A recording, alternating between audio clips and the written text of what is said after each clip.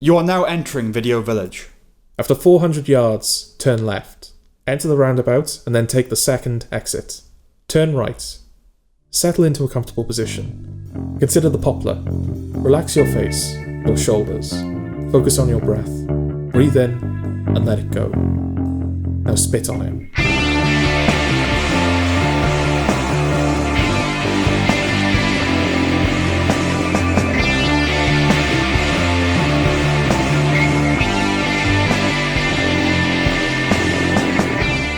Coming up, Sam reviews Department Q, MobLand, and Fountain of Youth. we both review Clarkson's Farm Season 4, The Ballad of Wallis Island. Mission Impossible: The Final Reckoning, The Rehearsal, Season 2. and Doctor Who Season 2, kind of. Right, author's note at the beginning of this episode, which we don't usually do. We are both exhausted. Yeah. So Jordan needs to get in the mood. And if I'm not as enthusiastic about things I like or dynamically vituperative about things I don't, that's the reason, is we're tired. But with that said, I'm going to do my things, then we can do our things. Okay.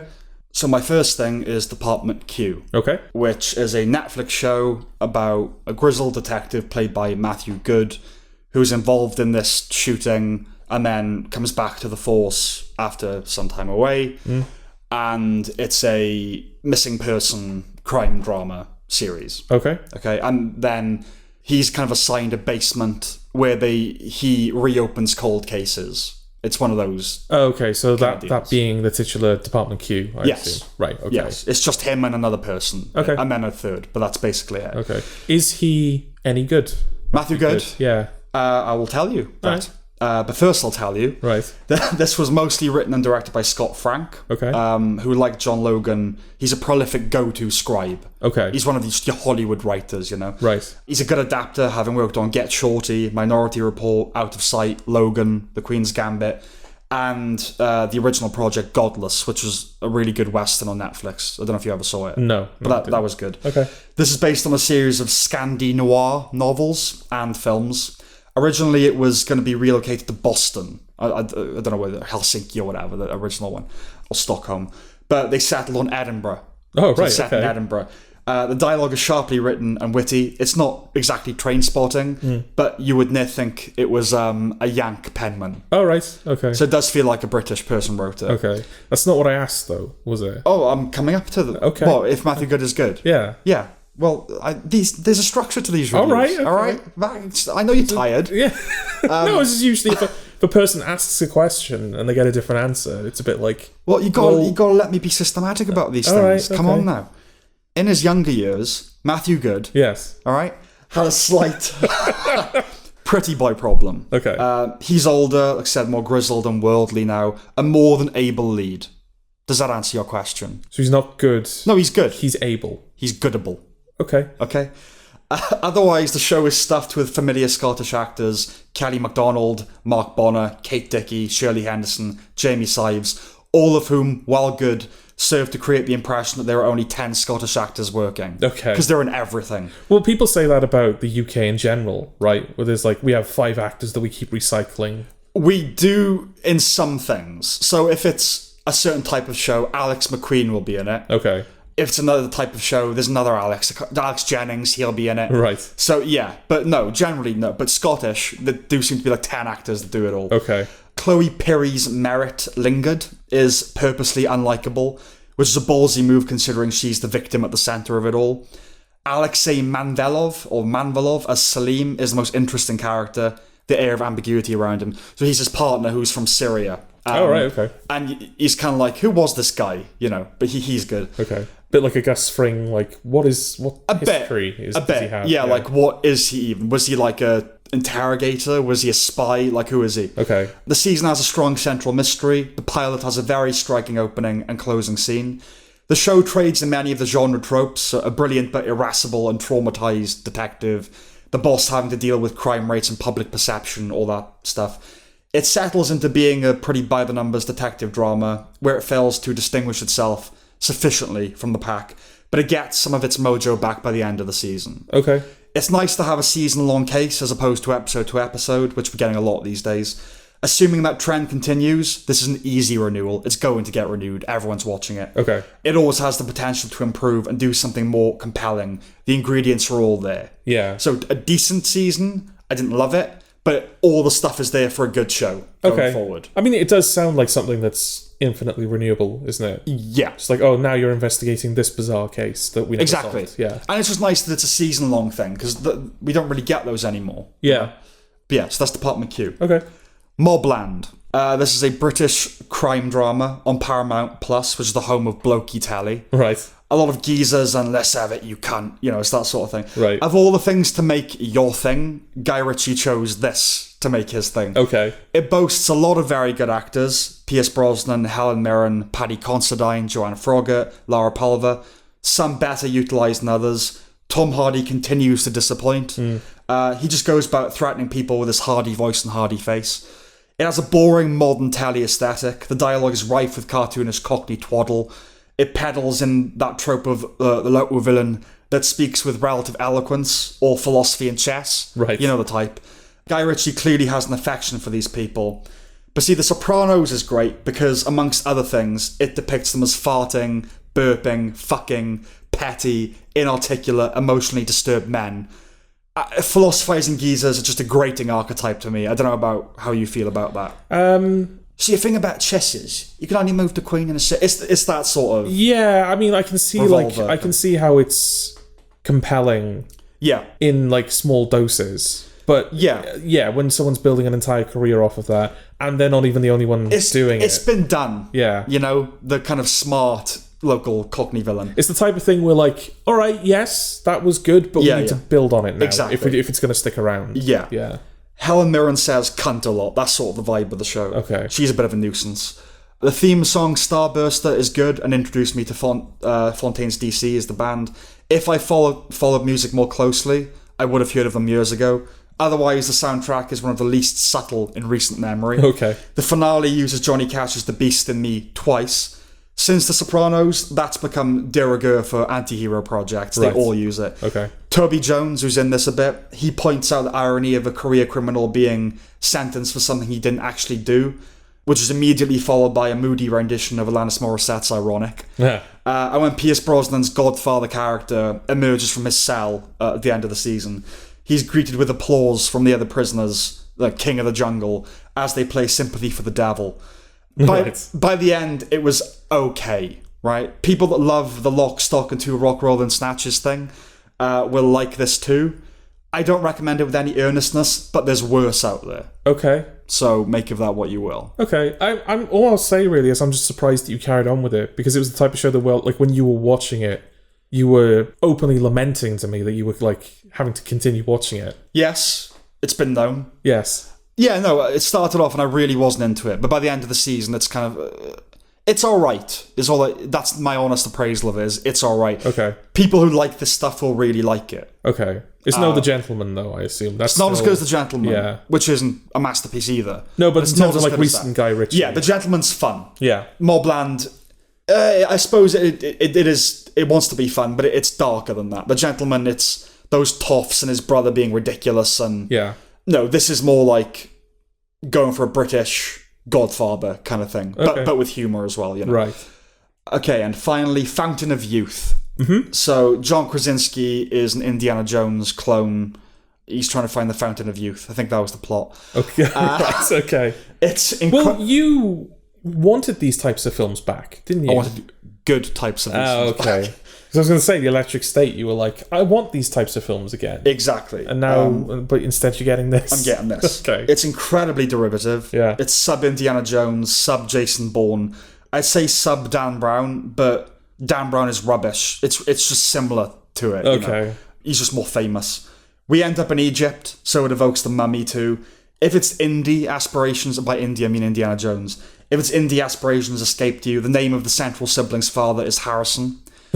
And the ending has that same moral hubristic, hoist by their own petard component that the Indiana Jones films Is that have. not just like a genre staple at this point, rather than an Indiana Jones staple? I don't know. Okay. But I don't know what started it, but certainly we associate it with Jones, right? Yeah, With opening the Ark of the Covenant. We go into the credits with Oasis's Live Forever. I get it. On the nose is fine, but totally a strange choice. John Krasinski is a likable dude. That's a selling point, obviously. But the cocky shtick that he has in this does wear a bit thin as things proceed. This is almost his audition to play Indiana Jones or Nathan Drake or someone like that. But then why would you bother? It's like when they say Tom Hiddleston should play Bond. It's like, you did The Night Manager already. Like, why would you? Krasinski's character arrives as a fully formed object out the gate. And while that works with the likes of Indy, I feel I needed more context for this guy. Okay. They don't really set him up. It's like he just is this guy. The talents of Donald Gleeson, Natalie Portman, Arian Moayed, Carmen Ejogo, and Stanley Tucci are all somewhat wasted, though Moayed has fun with it. Good actors often are underutilized. I find I make that note a lot. I basically have 3 times already this episode. But it's not a shame they're in it, you know? It's harmless. Okay. It has a relentless pace, the action is solid if not memorable, the direction is perfectly competent if without personality, the writing is cookie cutter, much of the dialogue is designed to be sparky repartee and sexy tete-a-tetes, but it falls flat. The bloke what wrote it, James Vanderbilt, he wrote Zodiac. Oh, okay. Right? But the rest of his filmography falls way short of Zodiac. Right. So you gotta think Fincher had a heavy hand in all that, right? But James is part of the Vanderbilt dynasty. His great-grandfather died on the Lusitania, which is directly referenced and used as a plot point in this film. Okay. So the character of his great-grandfather is mentioned. I really, like you said, do yearn for a good adventure film again. There are some commendable practical sets in this, like the raised wreck of the Lusitania. It's all just a bit hollow and forgettable. 15 years ago, this would have been in cinemas. Now it's just dumped onto streaming like loads of things. Yeah. Didn't hate it, but it's just a bit of a nothing, really. Yeah. I don't recommend it. Okay. Remember last episode? You said that you didn't know the PlayStation Productions was a thing? When we were talking about Until Dawn. I said I think I saw that in front of another film before. I think that film was Uncharted. I forgot that was a film. Exactly. I didn't see it. Yeah, I totally forgot it as well. Okay. And I haven't like seen Uncharted, but I've seen enough of it to kind of know that like that could have inherited the mantle from Indiana Jones. Well, that's what it is. Exactly, considering that it started off as like, oh, it's Indiana Jones but for video games. Yeah. Which is ironic because now we have an Indiana Jones video game franchise. It's probably going to become something with Troy Baker. But yeah, like that kind of had the opportunity to sort of be like the next big adventure franchise, and they totally like screwed it up. Of course they did. Yeah.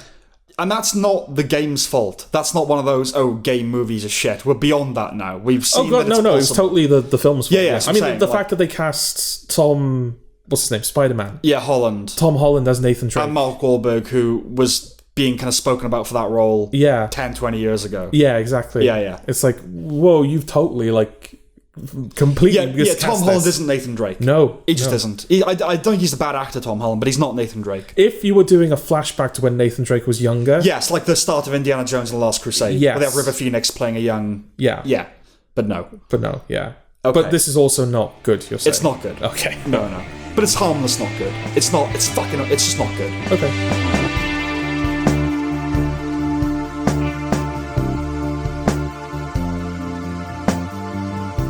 Clarkson's Farm Season 4. We're back. We made it to another season. Made it through another season.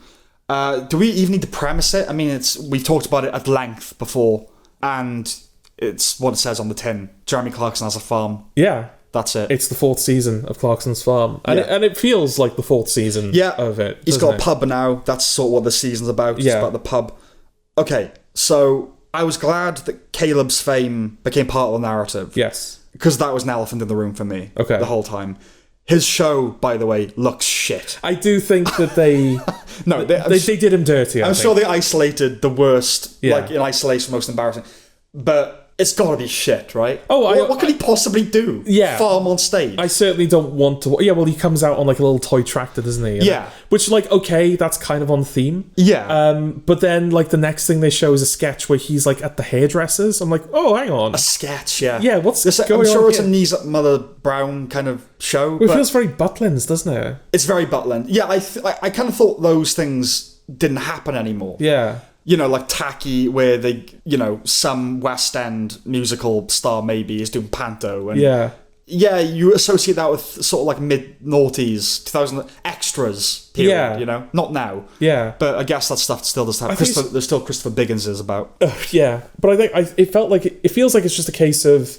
Well, everybody likes this Caleb guy. Yeah. But he's a farmer. Like, what the hell do we do with him? Yeah, there's watching paint, right, and there's watching the harvest being Even reaped. fucking Harriet, who's Caleb's replacement Yeah. for like the first half of the season, seems to have got a better handle on how you like make farming. Like, she has like a TikTok channel. She TikToks it, yeah. Yeah, she TikToks her farming. Yeah. And it's like, even that is a better, You can like... speed up the footage. yeah, it's good, more like interesting music. Well, I say like stimulating, you know, like Yeah. ADHD stimulating music. Yes. But yeah, I do think that, because the context they bring it up in is Jeremy Clarkson is struggling to like run the farm on his own Yeah. in the pouring rain with pigs that are like kneeing him in the bollocks. Yes. While Caleb is on stage just going, "Hey!" But that's the thing. What the thing to do would surely be like showing his success. So meeting people, having a drink, like signing book. He hasn't written a book. No. But signing things. Oh, it's coming. Oh, it's coming. We'll get one. Yeah, definitely. Yeah. But yeah, so it felt a weird thing to... Because he's not the butt of the joke, Caleb. No? No, I mean, in that instance he is. Yeah. But in the show, Clarkson's the butt of the joke, not Caleb. Yes. Yeah. Occasionally they use Caleb's lack of pop culture knowledge and stuff, but he's the competent one. Yeah. Clarkson's the fool. But this was, they were making him a fool. Clarkson was beleaguered. Yes. And Caleb was the fool. Anyway. But yeah, I don't want to start on a sour note. No, not at all, but no. I think I realise I don't like Caleb. Okay. Unfortunately. I think it doesn't help. I mentioned Harriet already. Maybe it's because it's the 4th season and you have this like August autumn rule, don't you? Where like sometimes the 4th season is always inexplicably the best one.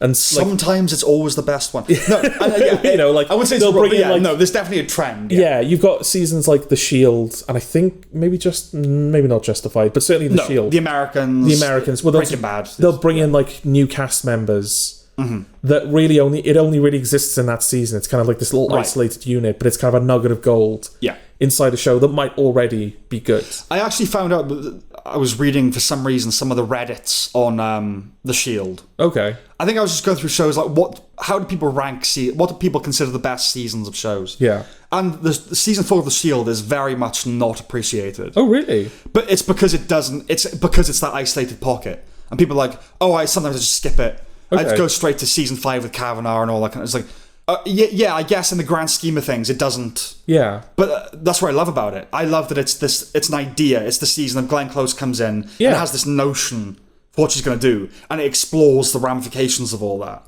and it has the best villain. Well, Kavanaugh's great. Yeah. But Antoine Fisher, that's a film. Antoine Mitchell is a really good villain. And you've got that episode. Yeah, you've got that episode, and there's also stuff that reverberates through the rest of the show, like Lem stealing the heroin. Right, exactly. But the fact that we're talking about The Shield in this Clarkson's Farm review makes it sound like we're not interested in talking about it. No, we are. We are. Yeah. But yeah, I think the point I was going to make was that like when Harriet shows up, it's like this new character. She's kind of filling the Caleb role, but she brings her own spin to it. Right. So it's like this fresh new face, and you're like, ooh, okay. Something new and interesting. Well, his just head has gotten too big. That Caleb, that's the problem. Yeah, because they bring him back halfway. They bring him back. And in fairness, they do make an episode out of the fact that he's being a bit of a cunt. Like, I think Clarkson says that, is it U2 or someone where he's like, you have this thing called cunt flu. Bono, yeah. They used to just like go like live in a house and have to do everything for themselves after they come back from tour. Just like bring themselves back down to earth for a bit. Yeah. Because you've been applauded on the road and everything. Yeah. But doing the harvest without Jeremy and leaving out the cattle crush. Clarkson was genuinely right about that. Like, the insubordinate little twat. When they said a new farmhand was arriving, I did not expect Harriet. No. Hello there. She doesn't exactly conform to all those flipping beauty standards. Yeah. But she just might type. A woman that does something. Gets shit what I mean? Done. Yeah. That gets shit done. But I don't really understand TikTok either. No. And that's kind of it's funny and everything when they've got both Charlie and Jeremy watching her TikToks with just this look of utter confusion. But then they have that conversation in maybe like the 3rd episode where she's saying like, oh no, a lot of young farmers are finding TikTok it really helps them establish a sense of community. Yeah, it's important considering all of these young farmers are just like killing themselves. They do a little bit on, and you're just like, oh great, now you've made me feel like a bastard for not liking this TikTok thing. Oh, I didn't feel that. Okay, but yeah, the mental health and suicide problem with young male farmers, that was cool that they did a bit on that. Yeah, they occasionally do a bit of that like messaging kind of thing. Well, that's one of the nice things about Clarkson's Farm, isn't it? Is that like it's entertainment first primarily. Yeah. But you do get the sense that he does genuinely care about farming, because the show does make efforts. And farmers. Yeah, and farmers. Yeah. It does make an effort when it can to alert the general public to this is like a big problem in the farming community. And if it's a problem with the farming community, it's a problem for you. And you don't eat without it. Yeah, and there's another big problem. They don't really talk about it in the show, but we'll come back to that. Okay. But yes, I also knew not that pigs have clitorises, though I've honestly never thought about it. Okay. Bulls that have rings through their noses, right? Is that why they're called bull dykes? Because dykes have rings through their noses? It's almost certainly not. But no. I hope we lived in a world where that was true. Okay. It should be. It was nice seeing James May for a bit of a crossover there, and Richard Hammond, I guess. Yeah, it was funny because like Hammond has the much bigger cameo, and also he just worked for him, didn't he? Yeah, and like a spiritual member of the cast as well through Richard Hamm. Yes, of course. Yeah. But yeah, I kind of wish they had more. Like, I think it's kind of nice that the show has managed to become its own success without them. Yeah, they can't be in it a lot. No, they can't be. But it was just nice for that little bit of like, yeah. Despite the fact that it breaks down farming into the bureaucratic, pragmatic realities, this is an experience divorced from reality, I find. Escapist television, and a profoundly easy watch, while not being trash TV. Yes. You know? Yeah. It's educational. And while I can't claim to retain a lot of the information, it's just pleasing listening to people talk about their subjects with expertise. Yeah. You know? Doing things, moving things, transport, machinery, building. I've said it before, but it's truly amazing that everything works as well as it does. Yeah. Like, without that one guy that does that one thing, you're fucked. Yes. You know? It's amazing. That guy being Charlie, pretty much 100% Pretty of the much. time. Yeah. Yeah. Like, a man who's probably never, ever been involved with opening a pub before, but because Clarkson wants to do it, he knows everything you need to know. Yeah, you have no right knowing... If you kind of know everything about farming, that in and of itself is like... Farming's a big subject. Yeah. But he does... But then it's like, okay, we're moving on to that way, then I will become an expert in it. Yeah, no, he is very impressive, Charlie. Yeah. Really. And you just can't imagine that sort of role that mantle being inherited by someone in our generation, can you? No, yeah. I hope that happens, but it's hard to imagine. I think with farmers, it's more likely, right? Yeah. Young farmers aren't like other young people. No. But Yeah. It has the added bonus of feeling like a scripted series. Not in its unbelievability or its contrivance or anything like that, but because it's grown, right? Obviously, the projects are real that he does, the pub, the restaurant, all that, and he wants to generate revenue, but I'm curious as to whether the expansions were a brainwave for the show. Okay. We need to keep the show going, so hey, why not try this, try that? I know there are genuine things, because people go there. I know that, I'm not saying otherwise. But I'm curious as to whether that was like if we're going to make a documentary about this, it'd be cool if you expanded into other areas. I don't know, because I would say that, for me... This feels, and I don't mean this in a negative way at all. This feels like a bit of a retread of season 2. Yeah. Because the first season, it's definitely like teething pains. Mm-hmm. It feels like Jeremy Clarkson is running a farm for like a Top Gear challenge or something. Then season 2, it's him trying to open this restaurant, and all of the things that you see within the show are geared towards that. So I think I said at the time, it's surprising how kind of narratively tight the second season is. And then the third season, it feels more slice of life, where it's just... Here's like a bunch of things happening on the farm. And tragedy was, weirdly, was a big component of series 3. Now season 4, because the restaurant ended up completely failing. Yeah. It feels like the pub is his second attempt at getting something like that up and running. Mm-hmm. So we're back to that kind of like tight narrative. It's him dealing with the council. Yeah. He's got to deal with like the car park and all this like shit. You know? No, it's definitely. But I don't mean necessarily. Obviously, they don't plan it that it evolves naturally like a scripted drama or anything like that. It's still a documentary.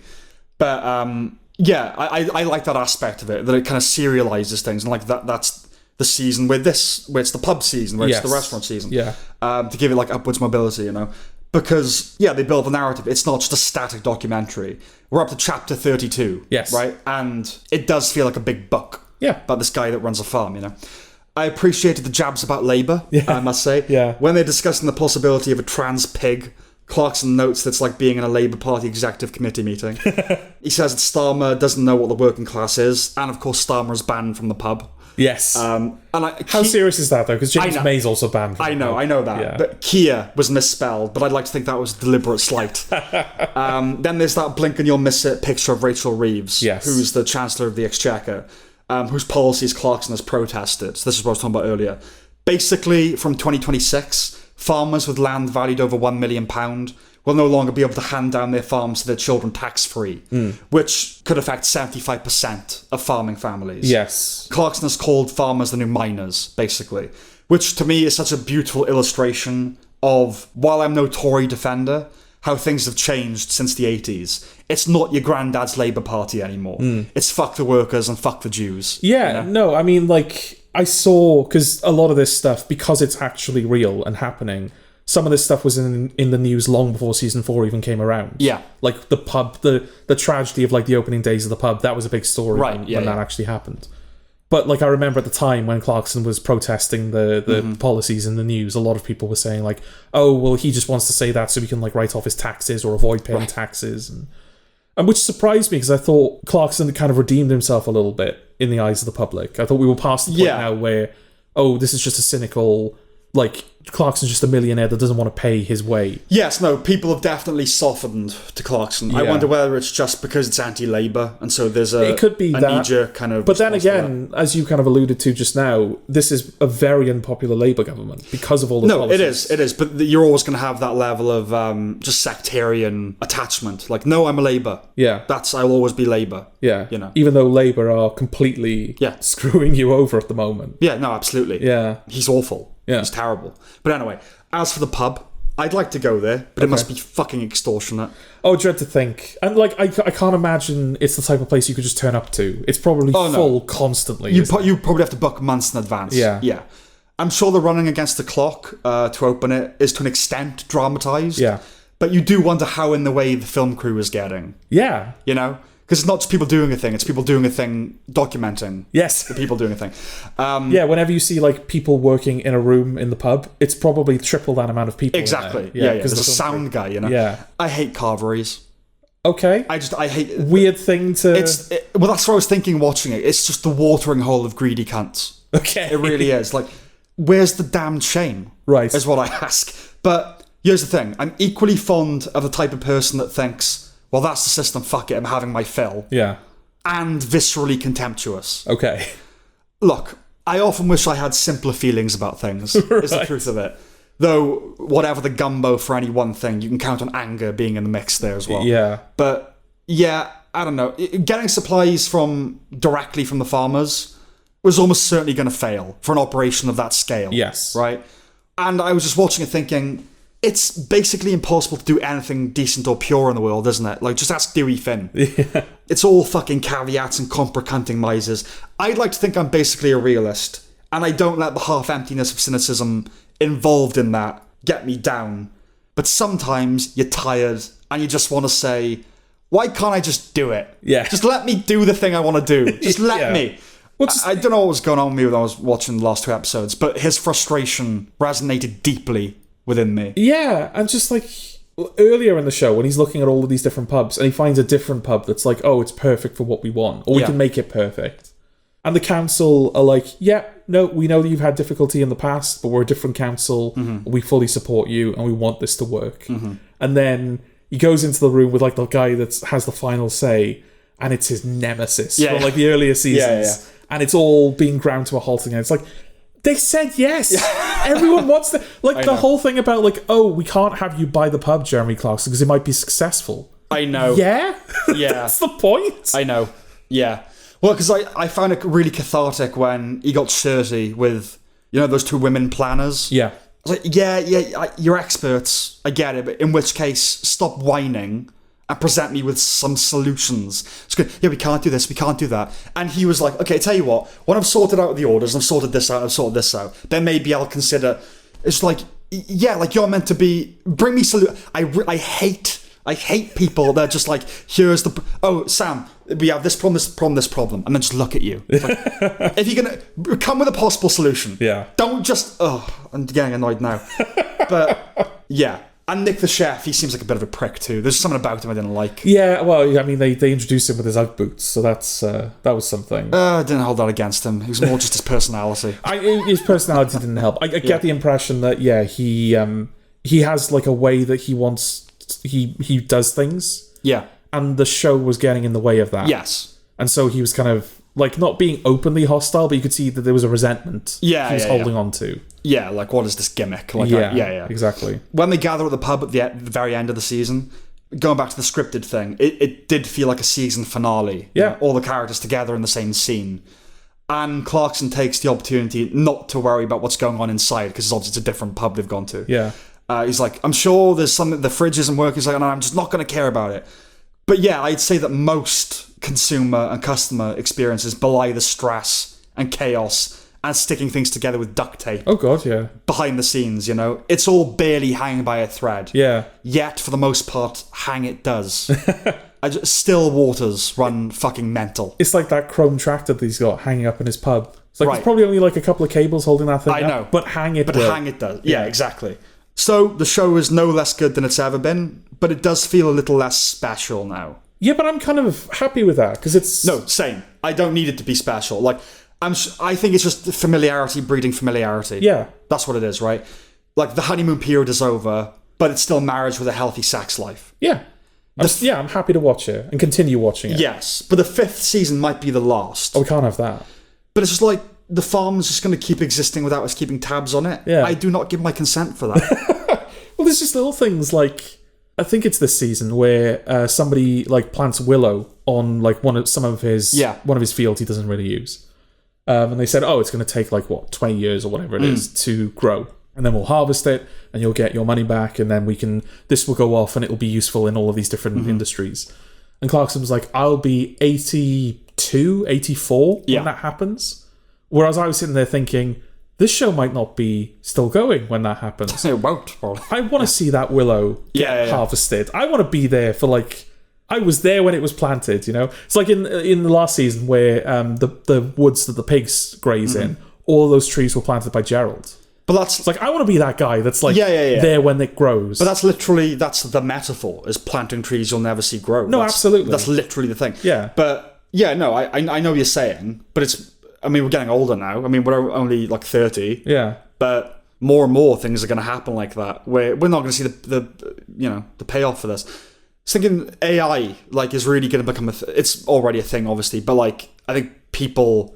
I was watching a thing the other day, and it's like, oh, it's done already. Everyone has these anxieties about it's done. It's happening. It's going to happen. Okay. And quicker than people think. Next 2 years, probably, is going to be widespread job losses and all that kind of stuff.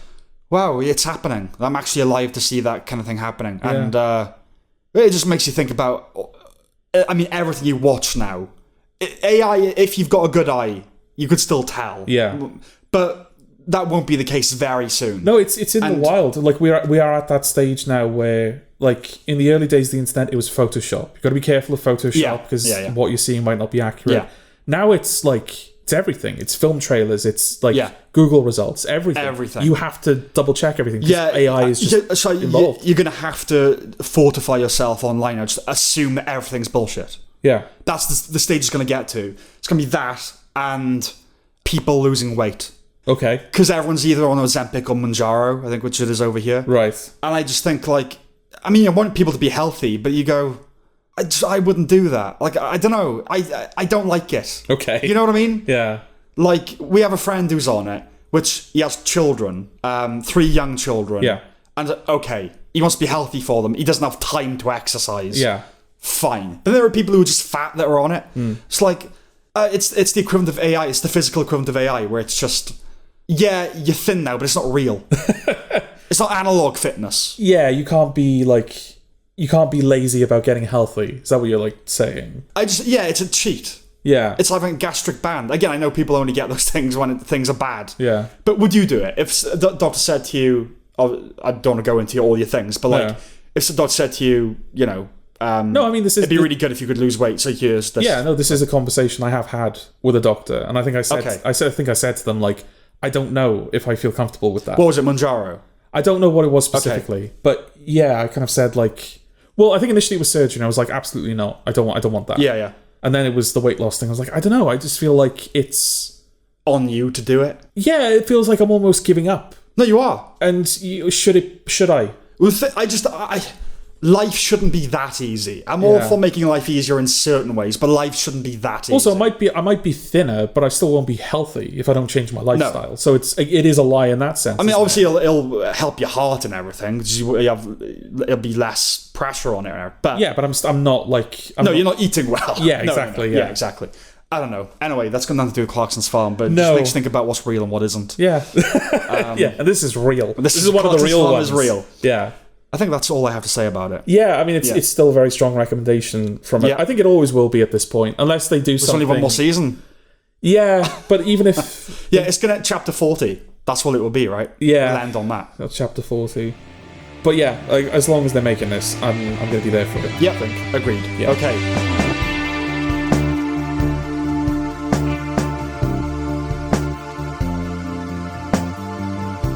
The Ballad of Wallis Island. Yes. You watched this today, I assume? I did. Okay. What's it about? Tim Key is a guy. He's in it. He plays like a millionaire who's living alone on an island, Wallis Island, as it were. As it were? No, it is Wallis Island. It is Wallis Island. That's literally what it's called. No, I'm not alone, but he lives alone, but there are other people on the island. Yeah, like alone in a house, but it's there's not many people. There's on not the many island. people there. Yeah, it's just kind of. I don't even know where it is. It's kind of like I don't know where it is, but it feels like a Scottish, or Irish, like there's like a little rowing boat that goes there like twice a day. Yeah, it's vaguely Banshees of Inisherin. Yeah, that kind of vibe to it. And this singer, this folk singer, turns up at the island because he's been paid to host a private concert there, to do a private concert. He finds out that Tim Key is his audience. Yes, it's literally just for him. He's paying him. And he has also invited another singer, who this folk singer... The old Garfunkel to his Simon back in the day. Yeah, they've now separated, they're living different lives, but they kind of reunite on the island. Yeah, they were a couple. Yeah. But she's now engaged and all that. She's now engaged to another person, but there's this sense that everyone is kind of rooting for them to rekindle not just their musical partnership, but... Yes. As we kind of peel back what's going on with Tim Key. That's sort of... Exactly, yeah. It's hard to describe Tim Key's comic mode and persona, but this is fully that. Okay. I think. He's a constantly talking, well-meaning nuisance, basically. Yeah. Ooh, yeah. He's like, you go over there. He just, like, why are you talking now? Yeah. Yeah. I think, like, at the end of the film, when they're just looking out over the sea, and he's like, shh, and Tim Key's like, yep, shh, the waves. And he's like, no, shush. Yeah, exactly, right? Yeah, he just keeps talking. He also brings an unexpected sadness and poignancy.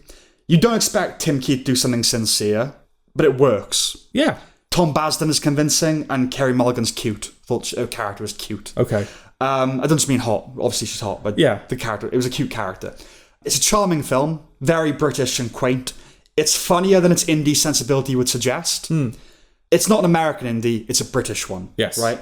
It has a tranquility and a tenderness about it without ever being parochial, and it has a sentimentality without ever being mawkish. British coastal projects can be bored church, and indeed boring. This isn't. No, it's surprising considering there's like 3 locations. Yeah. 3-4 locations. It's a very small film. Yeah, and like a handful of people you ever see, and that's it. I think it's based on an old short film, which a lot of good British films are. Okay. But yeah, the script is witty, revolving mostly around the chalk and cheese budding friendship between Basden and Key. The story's a little predictable, but that's okay. Not everything works out in a real way, you know. There's a melancholy sprinkled throughout, getting past nostalgia, losing love, putting the past in its place. And considering 2 of the main characters are folk musicians, the songs are actually quite decent. That's the one thing where, like, I don't feel like I'd be able to say anything. I mean, because I'm like tone deaf to that kind of music, you know. I thought I liked them, you know? But I'm not a big folk guy. But yeah, it's the kind of music easily that could have been annoying. Yeah, and I didn't find it annoying. Okay, that's good. Lyrically as well, was it fine lyrically? Because that's another thing. Straightforward. Okay, straightforward. You know, this film has its place for when you're in a certain mood. Okay, and I recommend it. Okay. I can't see anyone giving this film a negative review. Frank, it just engenders a goodwill in you. I could certainly see people watching this going, "Oh, it's boring, isn't it?" Really? I don't like those people, but I can see that happening. I don't know. Maybe people, because it's a quiet film, isn't it? No, it is. Yeah, it's a very quiet film. Yeah, but it's not it's not slow cinema. No, it's not slow. It's just, it's quaint. Yeah. But it's funny. It is funny, and it's proper funny. Yes. Tim Key is really funny in it. Yeah. But yeah, it's a nice film, you know? But I would recommend it. You might as well give it a shot. I think I would second that. I do think that, like, I don't know how I would be were I on an island with that character, because he is very charming and likable, and you can tell that he means well. Yeah. But just his constantness, I could see that becoming an issue. Of course, yeah. He's a pain in the arse. Yeah. But that's why, you have to kind of peel back the layers and why is he like that? And like I said, it's kind of predictable. You sort of know where it's going. Yeah. It's just nice. It's just a nice film, Yeah, and like Eddie of this parish would really like it. Yes, absolutely. Yeah. But like his final gesture to Tim Key, the folk musician, I guess that's one that you could see coming. Yeah. But they still managed to execute that moment in a way where it hit for me. No, inevitable, but not predictable. Yes. Right? That stuff. But in terms of him and Carey Mulligan, they were... The adult thing is they're not going to get back together because things have moved on. You expect that. You don't actually expect them to get back together. Yeah. You sort of expect Tim Key's backstory. You kind of know what that is. And I guess this is like a minor spoiler. Yeah. But I guess like in any other film, you would expect Carey Mulligan to come back for the final performance. Right.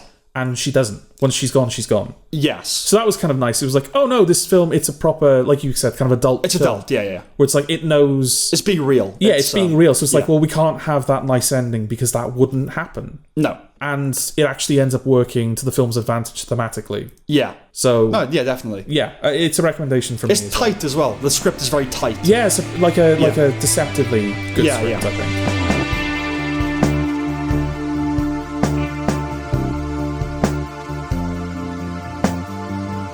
Mission Impossible: The Final Reckoning. Not a tight script. Well, I would say let's say what it's about. No, but I feel like the film does that for us. Yeah, no.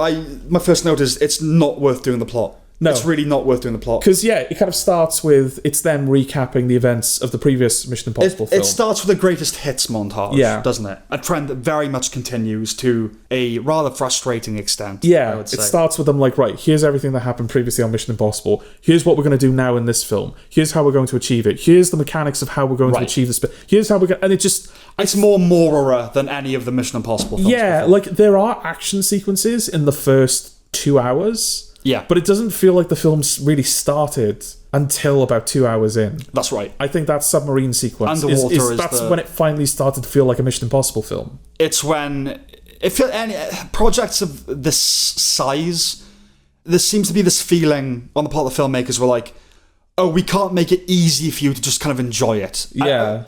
I know that sounds stupid. I just mean like, oh, you've got to do like that hour of admin, that hour of like, right, just make sure everything's in place, okay? Yeah. And then we can have our fun. It just feels really odd considering that this is... I mean, I know this is the final Dead Reckoning, the final Mission Impossible film, but they deliberately dropped Part 2 from the title of this. Yeah. Because Part 1 did so poor commercially. Okay.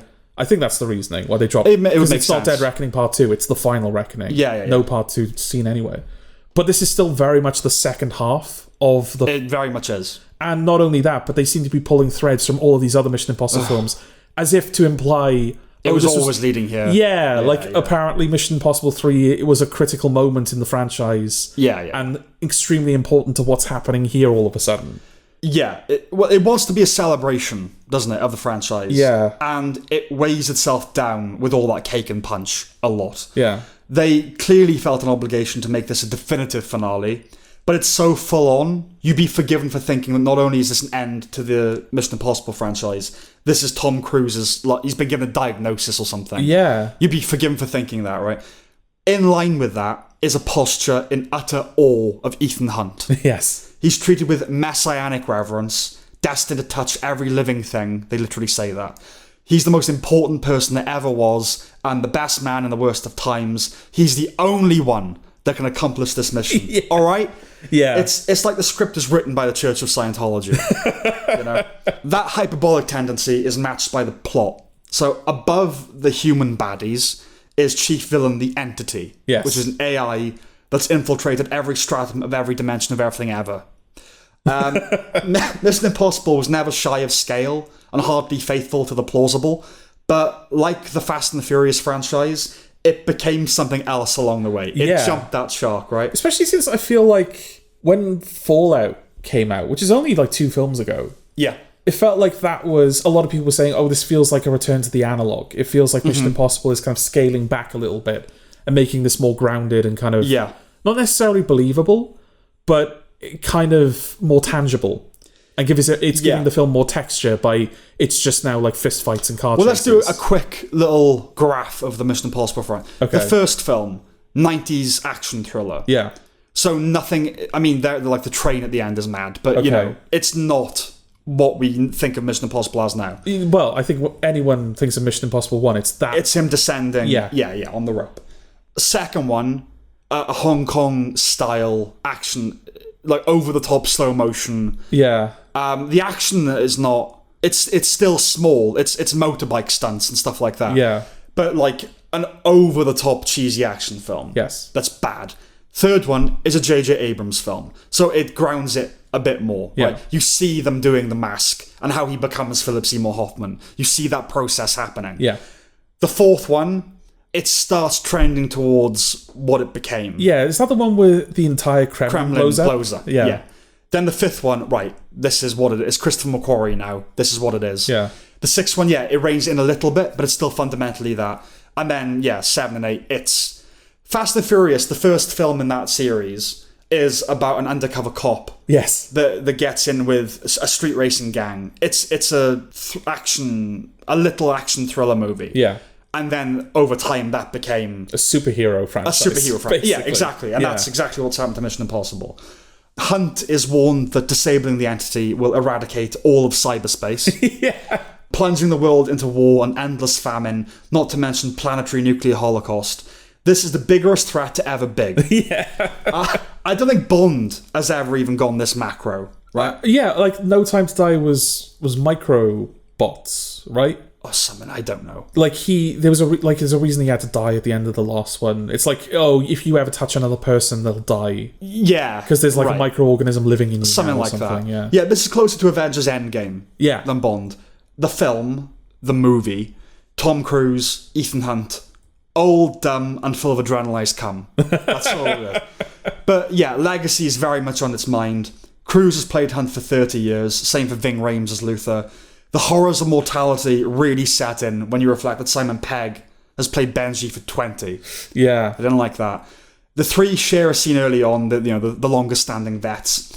There's a Spectre-like attempt, like you said, to connect all the films together. Most palpably the third one, which remains my favourite, which is a vastly minority opinion. Okay. In the rabbit's foot in the third one it's like a biological agent, some you don't really know, but now it was code for AI or something. Right. There's also a tertiary antagonist who's the son of John Voight's villain from the first film, which is prime cutting room floor material, by the way. Yeah. That's a whole thread that could have just been lifted with ease, Yeah. As well as a minor character from the same, who's given a significant role here. I think that one's fine. That one's okay. Yeah. Yeah. Because he does fit in, I guess, as naturally as you can fit a character in. He has a function. Yeah. Yeah. They try and tell us that everything was always leading to this, which in a sense is always true. In another, well, it isn't. Is it? There's a rule in Magic. I think Penn and Teller have talked about this before. I can't remember what the rule's called, or the proper explanation of it. It's that it always comes back. What? Isn't that's the prestige? Magic always comes back. No, that's the final. That's the prestige. No, it basically like if a trick is so impossible that there's only one way you could have done it. Yeah, that's how you did it. Sure. Occam's razor.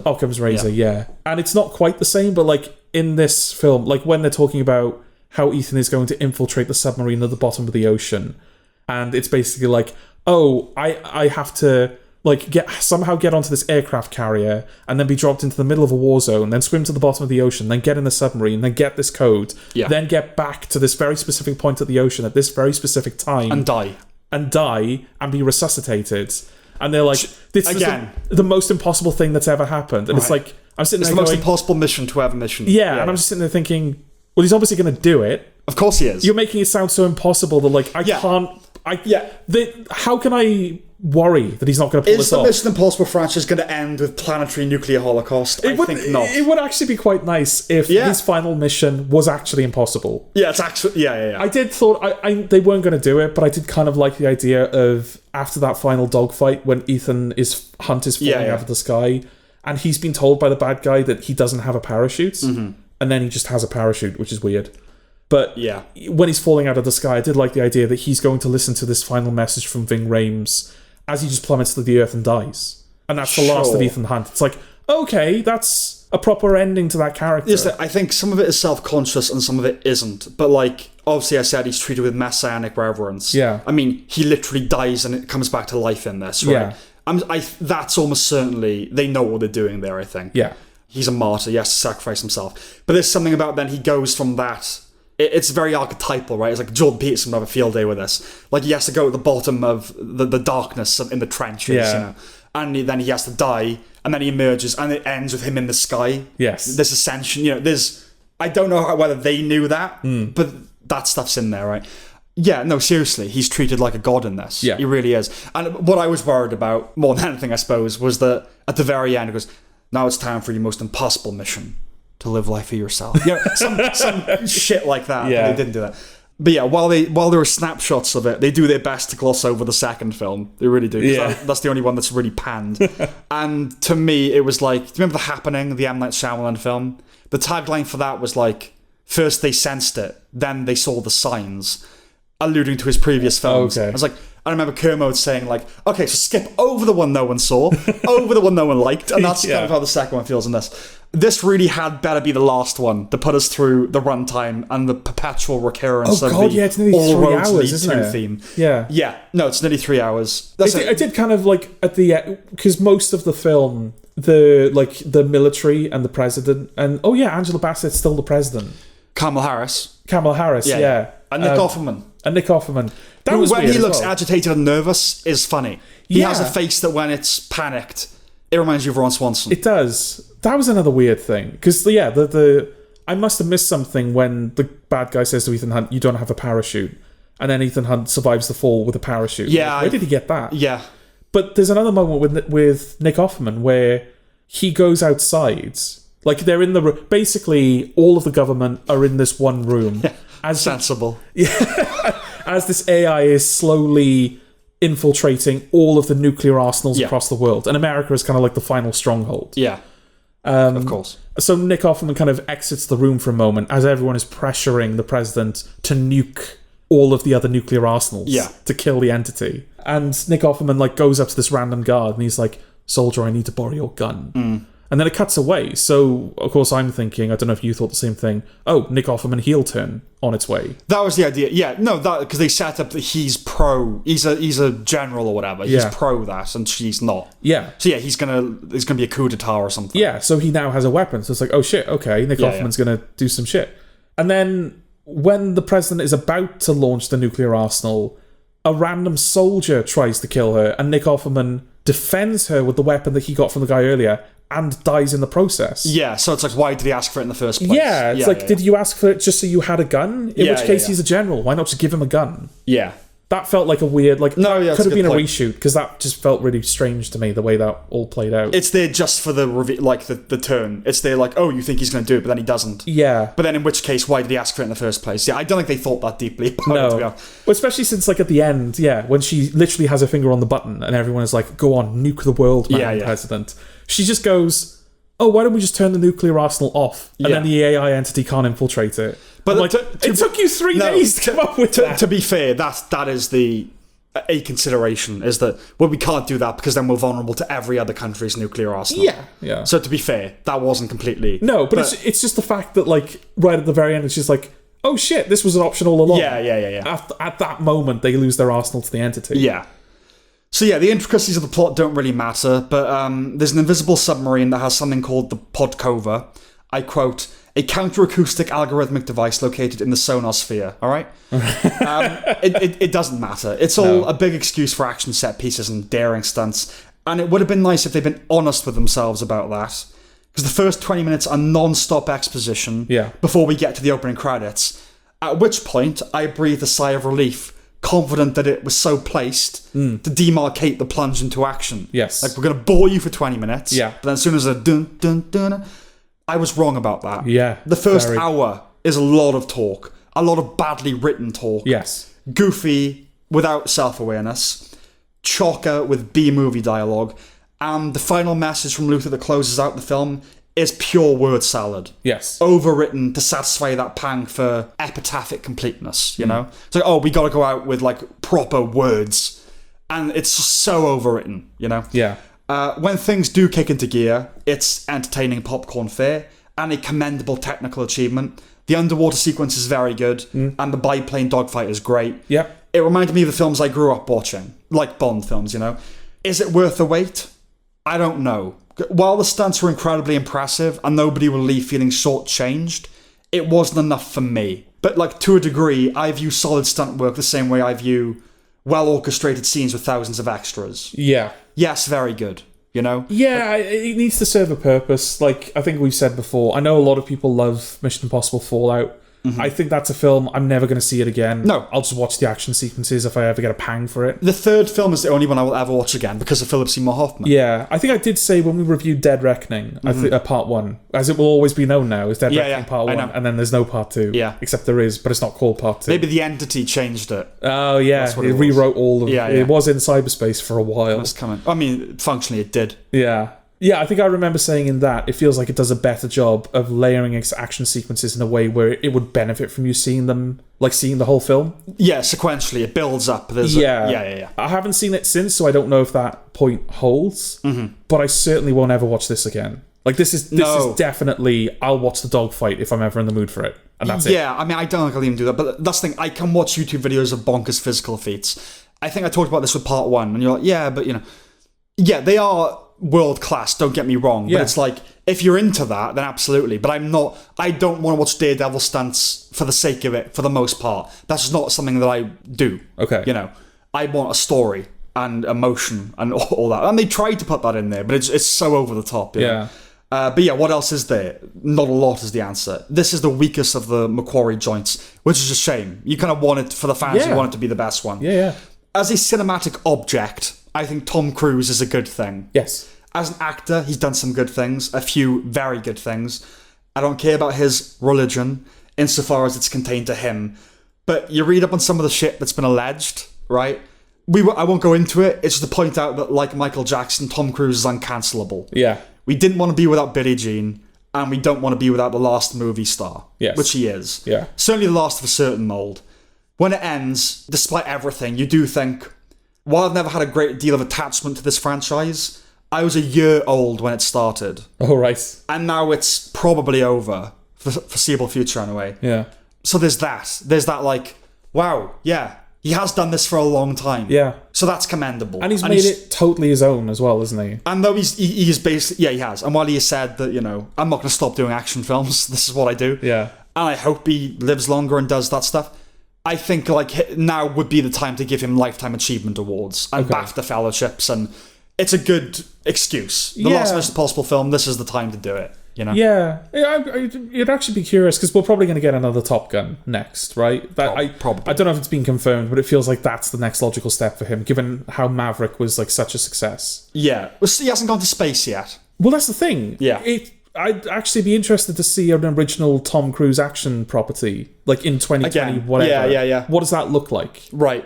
Well, it'll look like Maverick and Mission Impossible. It will. But like, what's the with? Yeah, no. The author of those films is Tom Cruise. Yeah. So like, now that he can do anything that he wants, he's not constrained by like franchise limitations. What's he going to do next? Well, I'm very intrigued about what he's doing next, which is the Alejandro Gonzalez Iñárritu film. Okay. All we know is it's about the most famous man in the world, which Tom Cruise. Tom Cruise. Absolutely. Or the most powerful. He's the most something in the world, which I understand why that would be appealing to him. Yeah. But I actually think Tom Cruise is a good guy. I think he's wrapped up in this weird thing, and he is treated as a god in the religion. Yeah. It's going to do something to your ego, but I think he genuinely wants the best for people. Okay. I've seen interviews with him. I genuinely think he is. There's some weird, you know, like the lessons they learn in Scientology about how you talk to people and that kind of thing. But I think he is really a genuine guy. I think their wacky ideas, like the anti-psychiatry thing, he thinks it's genuinely doing harm to people. Okay. Anyway, he's a good thing for film. Oh, yeah. He really is. I just wish that he would do something, another Magnolia. I know films like that don't exist anymore. Yeah. But something where it's just performance, you know? Yeah, but then again, he doesn't need to, does he? So why would he? But I would like that. I would, Yeah. you know, maybe this narrative thing will be that. Maybe. We'll see. Anything else to say about it? I guess Rebecca Ferguson did indeed die in the last one. Yes. I don't even think she's mentioned in this film, which is peculiar given that this is a franchise send-off. Yeah. And she was a big component of, like, the Macquarie films. Yeah, I mean, Hayley Atwell has nice tits and everything, but she's no Rebecca Ferguson. Yeah. I mean, that, like... Did you get distracted then? Just thinking about Rebecca Ferguson. Well, I mean, you think, you know, that Opera House sequence in Mission Impossible 5, that I think for a lot of people that was like, yeah, I like this person. I like Rebecca Ferguson. Honest to God, don't remember what that is. Okay, well, you'll see why. Okay. Is she hot in it? Yeah, well, she's about to, like, sniper someone, but the way that she, like, loads the gun, you see, like, her leg. It's very, like, okay. It's sensual. Okay. Yes. All right. We'll make a note. But yeah, like in the last film, she does die. Yeah. And is obviously dead because she didn't come back in this. But I guess there was just something about it that made me think, oh, well, she's not dead. Right. But she was. So I was like, okay. Yeah. In a way, I kind of commend the franchise for killing a character and them staying dead. Yeah. Ving Rhames in this, I kind of get, because what the hell is Ving Rhames physically capable of doing now? Right. But Rebecca Ferguson, I was like, oh, okay. No, they had to lose a big character. Yeah. It was going to be one of the three of them. I just didn't see Ethan Hunt actually dying. Okay. Unless it was a Bond style. Yeah. To save the world kind of thing. Well, that's what I think would have been, because it would have helped this idea that, like, oh, no one's ever gonna know what Ethan Hunt did, and no one's ever gonna be able to thank him because this is going to kill him. Yeah. But I can kind of see how, oh, well, we can't kill Ethan Hunt.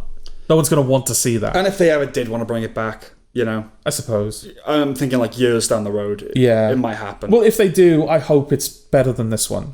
Yeah, I don't recommend it. Yeah, some of the action is fine, but it's not on par with the best that the franchise has given us so far. It is definitely not. No.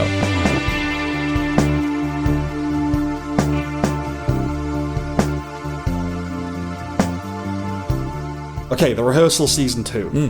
What's it about? Yeah, I could have bet money that you would have given this. In fact, I did bet money, so thank you. I won some money. From who? From me. So, okay. Yeah, it doesn't really work. One hand washes the other. Yeah, exactly. Nathan... Fielder. Not Nathan Lane. No. And not Nathan Drake. Fillion. It's Nathan Drake. What other Nathans? Nathan Fielder is... he's not autistic, Sam. Isn't he? He's not autistic. Okay. He just needs to build these elaborate simulations where he can rehearse every possible human interaction he could possibly have. Yes. For other people. Yeah. Not for himself. No. Because he's not autistic. No. He doesn't need it. He builds it for other people. Yeah. We didn't talk about the first season. No, we didn't. And we both recently gone back to it. Because I think I must have watched 2 episodes or something. And just, for whatever reason... just didn't continue. Okay. Seems mad now. It seems mad in retrospect. Yeah. Absolutely it does. Because I think that would have been one of the best things of the year. Yeah, probably. Yeah, okay. Yeah, it is a hard one to describe. I think it's one of those shows where we could sit here for the next 20 minutes trying to break down what it is and how it functions and what influences it's pulling from. And we might even do like a half decent job of it.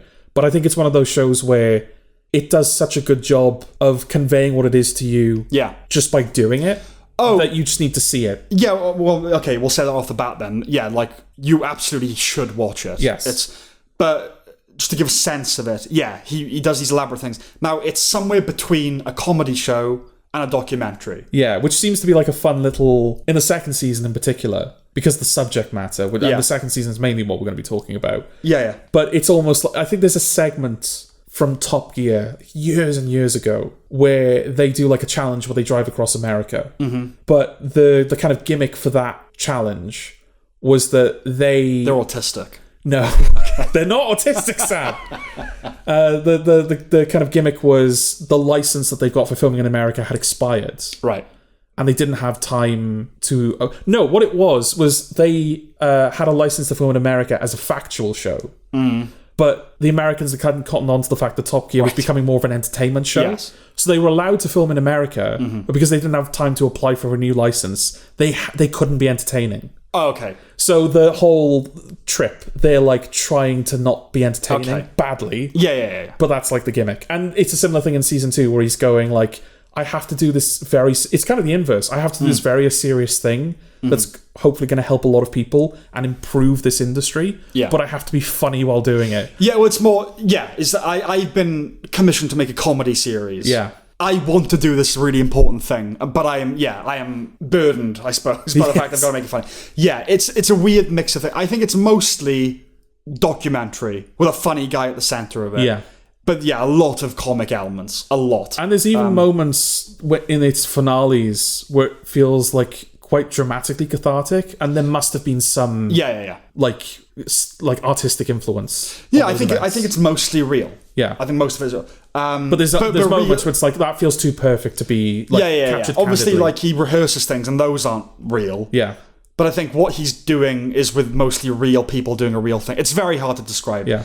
But it initially has shades of a prank show, then The Truman Show, then Synecdoche, New York. Yes. He's named Chris Morris as an influence. Oh, right, okay. So basically the second season, he's become obsessed with aviation disasters. And he's read into it and he studied up on it and what's causing them.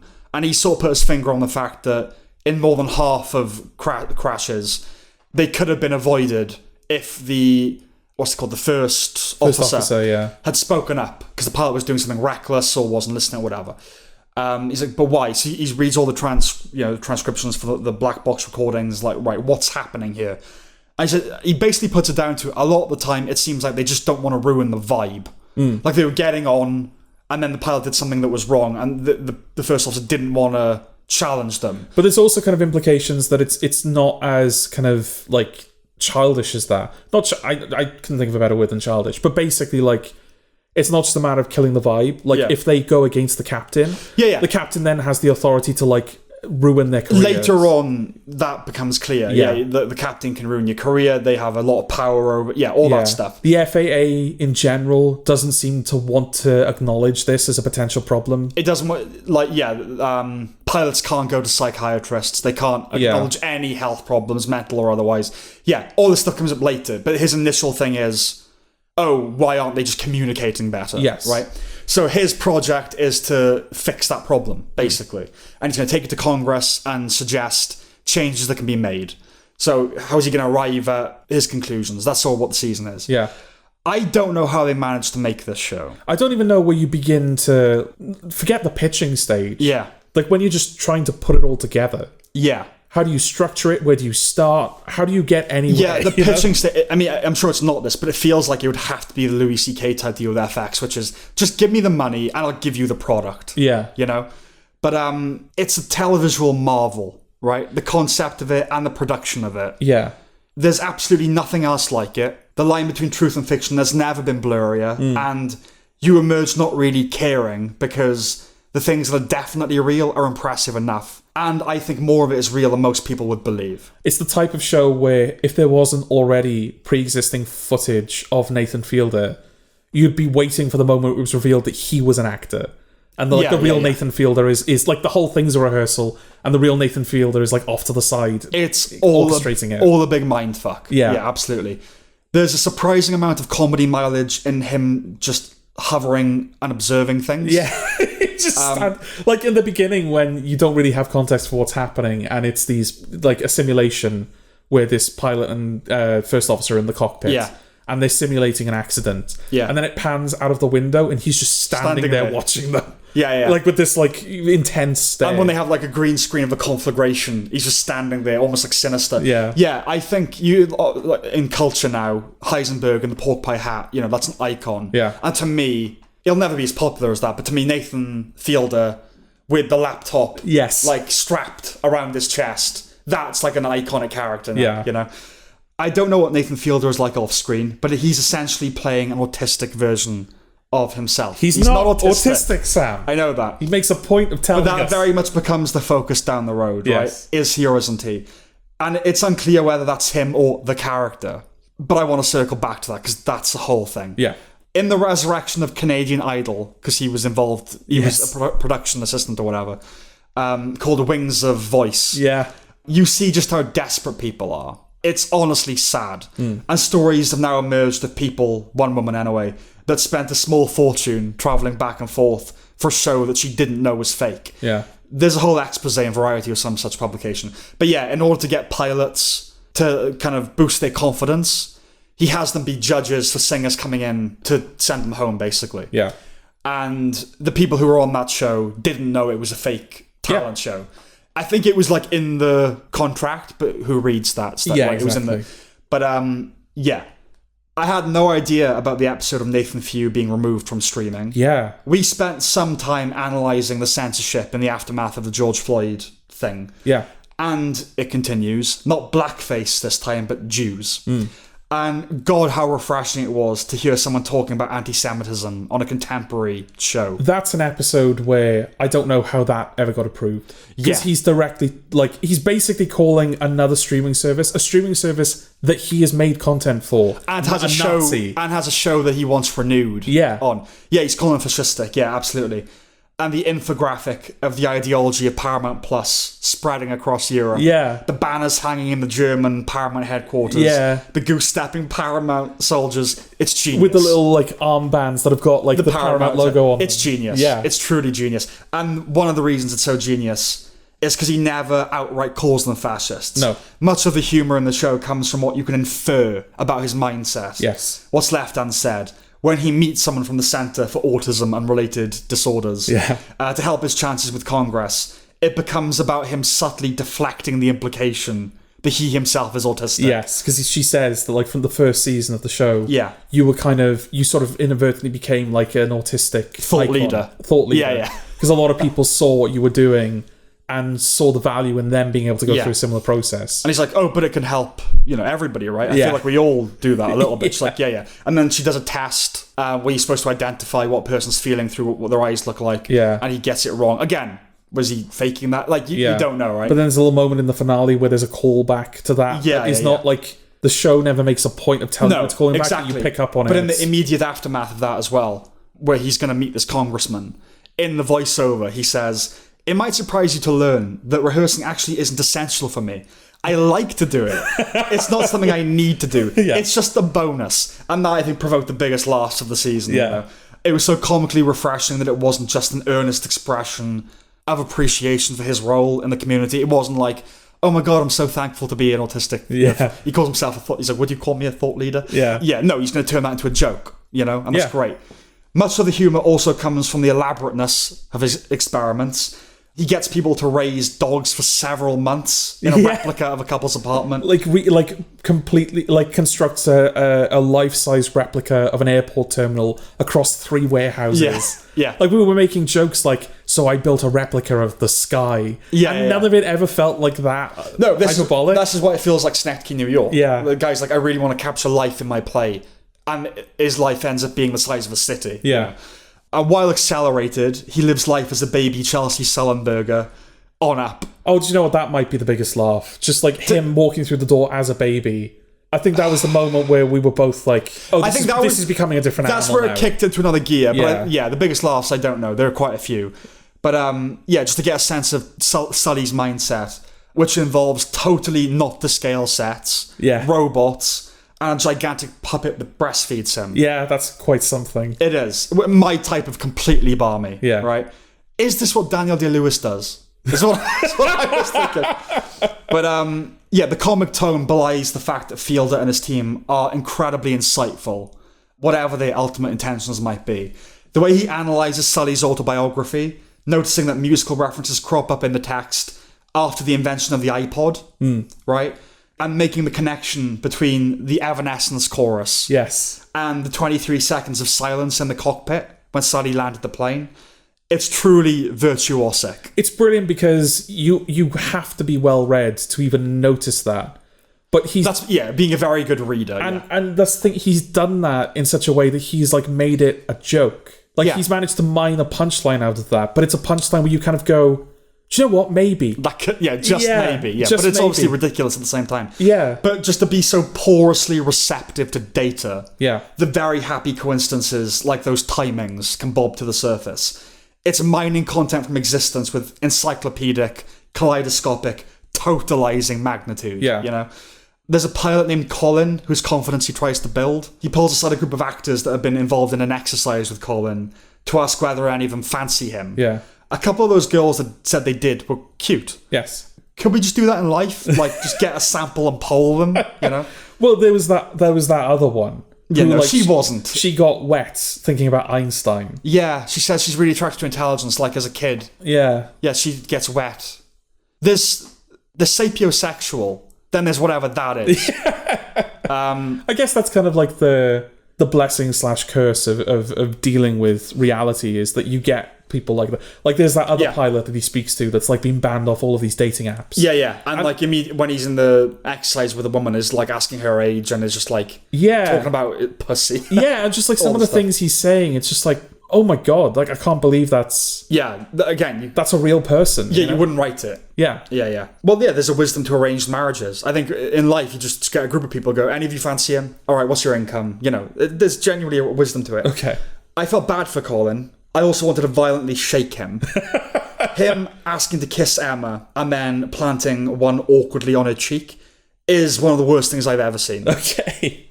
It did remind me of, there's like I can't remember what show it's from. Maybe The Undateables. Some like makes sense. Some bizarre like Channel 4 look at the awkward freaks. Look at the freaks. Yeah. One of those shows. I mean, it's a similar thing where like a guy is like an autistic guy and maybe an autistic girl. They're in a room together. And he's like, can I kiss you? And she's like, yeah. And then it's basically what happens with Colin. And the guy just like, he kisses her, but then immediately has to leave the room because he's so like nervous. So I thought of that when I saw that. Okay. But just to see that like replicated, and I do get the sense that is how those events unfolded. It's just kind of like a bizarre coincidence that it also matches up to this other like very memed scenario from the Channel 4 well, show. I mean, Colin, there's something up with him, right? I don't know if he's autistic, but no, so he can't make eye contact. He can't look at people when he's talking to him. There's something, maybe he's just very, very shy. I mean, camera shy as well. That's got to, that's probably but compounded. There's camera shy, and then he's an odd guy, that Colin. Okay. You know, but anyway, I didn't expect the finale to be a tension-filled suspense ride. I guess it was like, because like what the hell, like episode 3 of 6 is when he lives his entire life as Sully Sullenberger. So it's like, what the hell's the finale of this going to look like? Yeah. And it turns out the finale of this is Nathan Fielder is actually just going to fly a plane full of people. He learned how to fucking fly. Yeah, he's just going to fly a Boeing 737 or whatever it is, full of people. Yeah. Kept that one from us, didn't he? Yeah. Till the end. It's just like, the episode opens as like 2 years ago, I started learning to fly, and we were just like, all right. Yeah, that's putting in the time, isn't it? Yeah. That's why it's taken so long, you know? Yeah. But actors really say no to nothing. They really do. I think there's even an actor, because like he's going through with all of the actors saying like, look. Yeah, basically it's a loophole. He gets his pilot's license. Yeah. But you can't fly a commercial plane for paying customers. Yes. Unless you've done like 15,000, whatever it is, hours, right? 1,500 hours, I think it is. But you can fly actors, or you can fly people for free. Yeah. So he gets all the actors that have been involved in his various experiments and scenarios, and he's doing a little rehearsal with them, audition with them, where they have a line. It's like, I'll have the Coke, please. Yeah. That's like their one line. Yeah. But yeah, you're going to say. There's one actor where he's like, just out of curiosity, has anyone said no to this? And he's like, no. He's like, fucking actors, the guy just goes, actors, yeah. Yeah. But yeah, I love how immediately he identifies with the Brotherhood of Pilots after getting his license. In very short notice, it's us. Yes. That's what you need to understand about us pilots. You know? But that brings us back to the autism point. Okay. His being allowed to fly is contingent on his remaining ignorant of a potential diagnosis, right? Because he has an fMRI, and that's when you realise that the whole aviation safety project has really been a Trojan's horse, a feint of sorts. He identifies with the inability of pilots to communicate with each other. So he becomes one of the tribe. He becomes one of them. Ultimately, he secures a gig flying decommissioned planes across the country, and he chooses to remain oblivious to the results of his scan in a sequence that very satisfyingly ties up the season with, that close-up of the eyes and a rendition of Bring Me to Life from the winner of Wings of Voice. Yeah. And his final lines echo in one's brain, right? He closes out the season by insisting they only let the smartest people, I'm not going to do the thing. They only let the smartest and best people fly a plane of this size, and it feels good to know that. No one is allowed in the cockpit if there's something wrong with them. So if you're here, you must be fine. Yeah. It says so much, doesn't it, about the themes of the season, and it's really been about him the whole time. That's kind of what you realise. Like, the aviation thing, yeah, okay, but it's all been this masquerade. Yeah. He's a guy that finds it hard to communicate with, whether that's real or not, finds it hard to communicate with people, and so he's making himself someone... he's making himself of a tribe with people that find it hard to do that, so he can fit in, and he can be ignorant whether there's anything wrong with him. But also, given everything we've learned about the FAA, that line, you must be fine if you're up here. Yeah. It's like, you have to be. It's important, it's mandatory that you're fine. Yeah. So, it said a lot, that last line. Yes, absolutely. And I do wonder if this show, that's the thing, it's impossible to know what kind of reach it has, but whether it will inspire any discussions, like whether there are people more equipped to deal with this that are now going to see this and go, yeah, do you know what? Maybe we should sort out this communication I don't issue. know. I don't know whether it would... And we're saying this, like, we're recording this episode the day after, like a major plane crash. Yeah, India. Yeah. So it's still very much a problem. Of course, it's always going to be a problem, right? Yeah. It's minimizing it. That's the point. But it's genius television. Yeah. Right? That's the word I circle back to more than any other. Years ago, I watched Nathan For You, but it demands a reappraisal. And there's another comedy docuseries he produced, but isn't in, called How To with John Wilson, which I also highly recommend. Okay. Nathan Fielder is one of the best in the business. His shows are unpredictable, fascinating, electric, singular little puzzles. This is and will remain one of the best offerings of the year. Yeah, absolutely. It's one of those shows where I don't think anyone else is capable of making this. Yeah, I couldn't do it. Yeah. I couldn't do it. And I know it's hubris to watch something like Breaking Bad and go, I could do that. Yeah. I'm not saying I could, but that doesn't feel as alien to me as something like The Rehearsal. Go, no, I just don't have the brain to do that. Absolutely. Yeah. So that's that, I think. Such a wonderful find. And I really hope that other people find it too, because it's quite something. It's a gem. Yeah, it really is. And for a little gem that no one's watching, it's properly produced. It's not like a cheap show, you know? Yeah. HBO, man. That's what's talking about The Last of Us. Last episode was like, if we get The Rehearsal because of The Last of Us, fine. It's necessary evil, you know?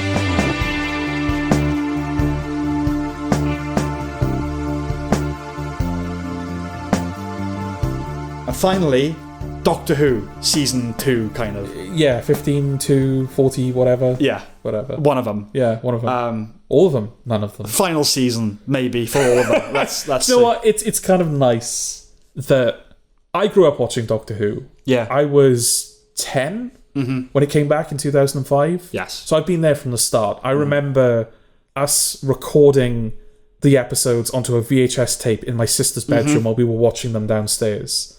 You came to Doctor Who because of this podcast a little later in life, having known about it all these years. I've seen a few episodes, but yeah. But you sort of came to it and you kind of binged it in one go, just sort of like as a part of your continued education on culture and television and everything like that. So it was kind of nice that we watched quite possibly the last episode of Doctor Who together. And it was an accident. It wasn't planned. It's because they've been releasing the episodes at 8 a.m. over here. So whenever I would see you on a Saturday, you'd already watched it. Yeah. As had I. But yeah, this one, for the finale, they kept it back. So you were here when it aired. Yeah. So yeah, we watched it together. So yeah, no, there's a nice... Yeah. Oh, well done to you. You've taken something pleasant from the whole experience. Well, it couldn't have been a totally awful experience, right? No. Okay, let's just go episode by episode, because that's what Doctor Who is, right? The Robot Revolution. Yeah, I did not enjoy this one at all. This was the only episode I watched with my family. We sat down to watch it together. Yeah. They couldn't make it through the episode. Did they carry on after that? No, I'm the only one that carried on with it. They wrote... Was that right off the first and final that they've ever done? Have they ever given up on the show before? They didn't watch a lot of the Jodie era. Okay, but they came back for Russell T Davies. They came back for Russell T Davies. We watched all the specials. We watched the Christmas episodes together. Yeah. I don't know if they made it through Ncuti's first season, but they certainly saw more of it than the second season. Okay. All right. But there was just something about that episode. It was just too... It wasn't... Shit? Well, it was pretty shit, but it wasn't as CBeebies as Space Baby was. No. But there was still an immature... a juvenility. Yeah, an awkward... Yeah. Yeah. There's just something about that show. I was like, this is just... this is just noise to us. Uncomfortable. Yeah, there's nothing. We can't latch onto this. Well, I recently read the Hitchhiker's Guide to the Galaxy series. Okay. There's a story where aliens from the planet Rupert, who are obsessed with astrology, come to get a woman who can shine some light on their planet's situation. Okay. Was that an intentional thing? What? Obsessed with astrology, so they're getting someone that can shine a light. No, that's astronomy. Astronomy. Never mind. Stars, though. Astrology? Astrology is horoscopes. But yeah, stars. I suppose so. Yeah. Yeah, don't fucking write me off that all quickly. Right. Yeah, but you didn't know what you were doing there, did you? No, I thought stars. Yeah, but astronomy is stars, isn't it? Yeah, but astrology is also stars. Yeah, but that's not... You weren't thinking that way. Oh, no, astrology is like the vibes that stars give you or something, right? Well, yeah. Astrology is how stars how the placement of planets and stars influence your life. Okay. All right? Is it, though? I mean, that's what it is. It's all a crock, obviously. Yeah. But yeah, the setup here made me think of that, basically. They come and get... What's her face? Belinda Chandler. Yeah. I will say, I did like the idea of the episode. That someone bought her a star. Yeah. And there's an alien race out there that now worship her as their leader. Yeah. Because the whole solar system's named after her. Yeah. That's like a fun, cool idea. But off the back of Hitchhiker's Guide, which obviously is a comedy series, it's like, the stuff you could do with Doctor Who. Yeah. And Rick and Morty's on right now, and its best days are way behind it. Yeah. But even that, it's like, what you could do with Doctor Who. Yeah, just thinking about I guess this is Rick and Morty on autopilot now, but it's got so much more of a spark than Doctor Who's had for years. It does. Yeah. Things you can do absolutely anything with Doctor Who, and it's a shame that they didn't take that opportunity. In the immense canon of Doctor Who, this barely registers as a blip, this episode. It will be forgotten, if at all remembered. I honestly don't remember it. Okay. I don't. Yeah, it's gone. Indeed, I've forgotten it. But I don't have a real problem with Belinda. She's just not Millie Gibson. She's certainly not Millie Gibson. I think we'll come back to this when we're talking about later episodes, but there was the chance for something there. Mm-hmm. The idea of a companion that just genuinely doesn't want to be there. Yeah. She got there by accident, and for whatever reason the Doctor can't take her home, so she's stuck travelling the universe with him. Mm-hmm. And she comes to enjoy it very quickly, and she's never totally opposed to all of the antics that she gets wrapped up in. Mm-hmm. But that's a dynamic that I don't think Doctor Who has dealt with. I think the closest they ever got was Catherine Tate, and even then, it's one episode, and then the next time you see her, she's gagging to travel the universe. It's always the same thing. Even just the companion becomes the enemy for the season for whatever reason. Yeah, they never do things like that. No, but okay. So what the fuck is wrong with Miss now? Because they call her Miss. What's her surname? Belinda Chandra. It's her whole name, Miss Belinda Chandra. Oh, Miss Belinda Chandra, and she's like, "Excuse me, don't call me Miss." So I've heard Mrs. shot down, I'm not property or whatever. Yeah. But Miss? We're there now? Jesus fucking wept. I also noticed that she rejected Miss, but was okay with Queen of Planet Earth. Boyfriend Alan had ideas above his station, but I think you need to check yourself, frankly. Also, I'm sorry, perhaps I should get over it, but I just cannot abide characters adjusting to these circumstances so quickly. It's a constant complaint of mine. Yeah. But instantly, they're like, all right, I've adjusted now. And I know you can't have a season of them freaking out, but there's a middle ground there. Yeah, definitely. And then she says, you've taken coercive control and made it complete control of the whole planet. Thanks for that. Oh, yeah, Planet of the Incels. Planet of the Incels. Yeah. I reviewed my notes after the season had finished. Okay. And I'd written, mark it here, this is the moment the show punted me out. Oh, right. What, incels and Doctor... Why are you doing that? Why are you doing incels and Doctor Who? There's a lot of that. I genuinely don't remember Russell T Davies 1 as it's sort of becoming known. This is Russell T Davies 2. Yeah. And David Tennant and Christopher Eccleston, that was Russell T Davies 1. I don't remember the show ever being this eager to be so, politically... The world wasn't like it back then. It just wasn't like it back then. Yeah, but I don't know, because it's funny, isn't it? Because whenever you bring this stuff up, you always get a sea of people going, well, Doctor Who was always woke. Doctor Who was always political. It was not. Yeah, but it's even if it was, it's just funny how much of this show it's had to sacrifice of itself on the altar of keeping up with the woke people. Like the sonic screwdriver. Oh, it can't look like a screwdriver anymore because people might think it's a gun. Yeah. And then during the Jodie Whittaker era, there was all this talk about they had to minimise the amount of time the TARDIS was on screen because the police was such an inflammatory subject. Mm-hmm. And she didn't even have Christmas specials because, again, the idea that, we're celebrating Christmas but not all these other cultures and holidays. Doctor Who's always been liberal. Yeah. That's not what it used to be. You know, I've said to you, I might have said it on the podcast a few times, the West Wing, which was disparagingly referred to as the left wing by right-wing press back in the day. Yeah. 1999 to 2006. I can only really speak about the Sorkin season, so 1999 to 2003. There's very little in that show that I disagree with. And they're all liberals promoting left-wing things, and not everything, but a lot. Yeah. Things changed, you know? Russell T Davies wasn't writing about non-binary stuff back then, not only because it didn't exist, Right. but because he didn't believe it existed. Okay. He just didn't. That wasn't a part of his philosophy back in 2005. The world didn't know what that meant back in 2005. There was transgender people back in 2005, but it wasn't a big fucking deal the way it is now. There weren't so many of them because there wasn't TikTok. Well, that's just the way that's the fact of it. Well, all of a sudden there's been a massive uptick in trans people because what? The metal in the water? I mean, what do you think has happened? It's mind virus. Well, anyway. they turned all the frogs gay. I guess now they're so, turning all the men women, or all the gays frog, and yeah.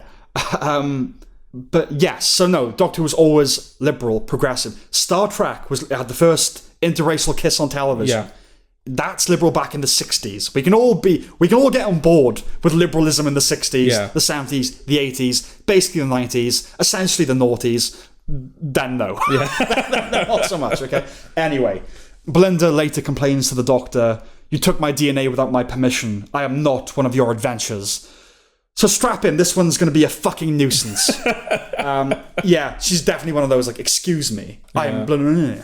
So that's the Robot Revolution. Yeah. Lux. This was okay.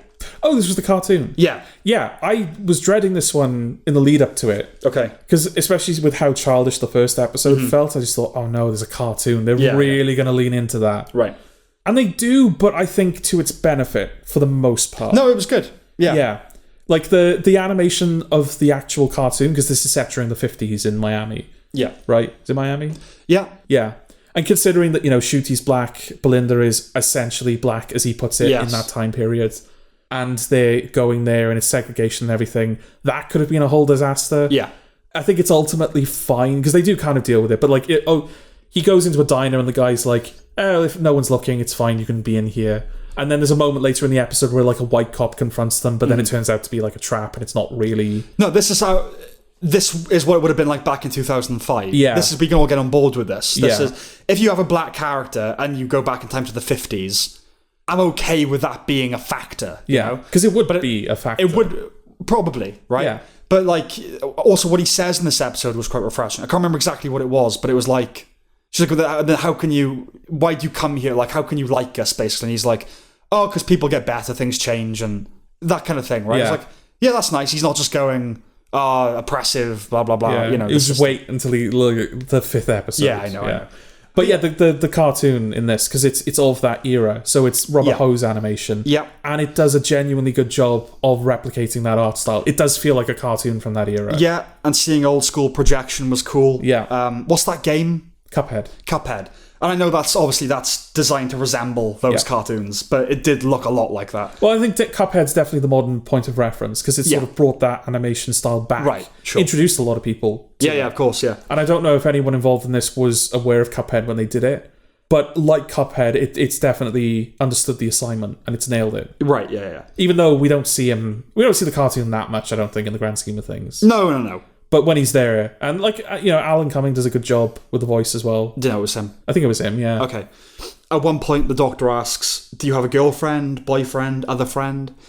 It's amazing, isn't it, how the Doctor has travelled to all times and places, but only started speaking in these terms recently in his own chronology. Yeah, funny that. Sounds like Russell T Davies. The clothes and dancing to the 50s music at the beginning, that's the uncomfortable stuff. That is the kiddie kind of stuff. Yeah. I don't know that they needed to mention Rock Hudson having HIV. What is the age of the audience? Did they? I don't remember that. Yeah. Okay. I hate how the Doctor speaks now. Honey, babe, all that business. Well, that's just the personality they're trying to give him, isn't it? Yeah, I know, yeah. He's a gay best friend. Yeah, I mean, there should be some consistency to the Doctor, but I'm all for giving each Doctor their own kind of vibe. I am not. You're not? I'm not, no. Because sometimes you get Capaldi out of that, or you get Matt Smith. I'm not as big a fan of Capaldi as you are. Okay. In Doctor Who, No, I'm obviously every actor has different vocal cords. Yeah. And a different face, so they're going to bring something different to it. But yeah, and he says like, "Oh, honey, I'm Velma." Ugh. And he says, "Wherever I am, I shine." Poor choice of words. Oh yeah. Poor choice of words. The God of Light trapping people in film was not a bad idea. The cartoon idea worked, minus Belinda complaining. Yeah. This waistline's impossible. That bullshit. Yeah. Fuck off, Belinda.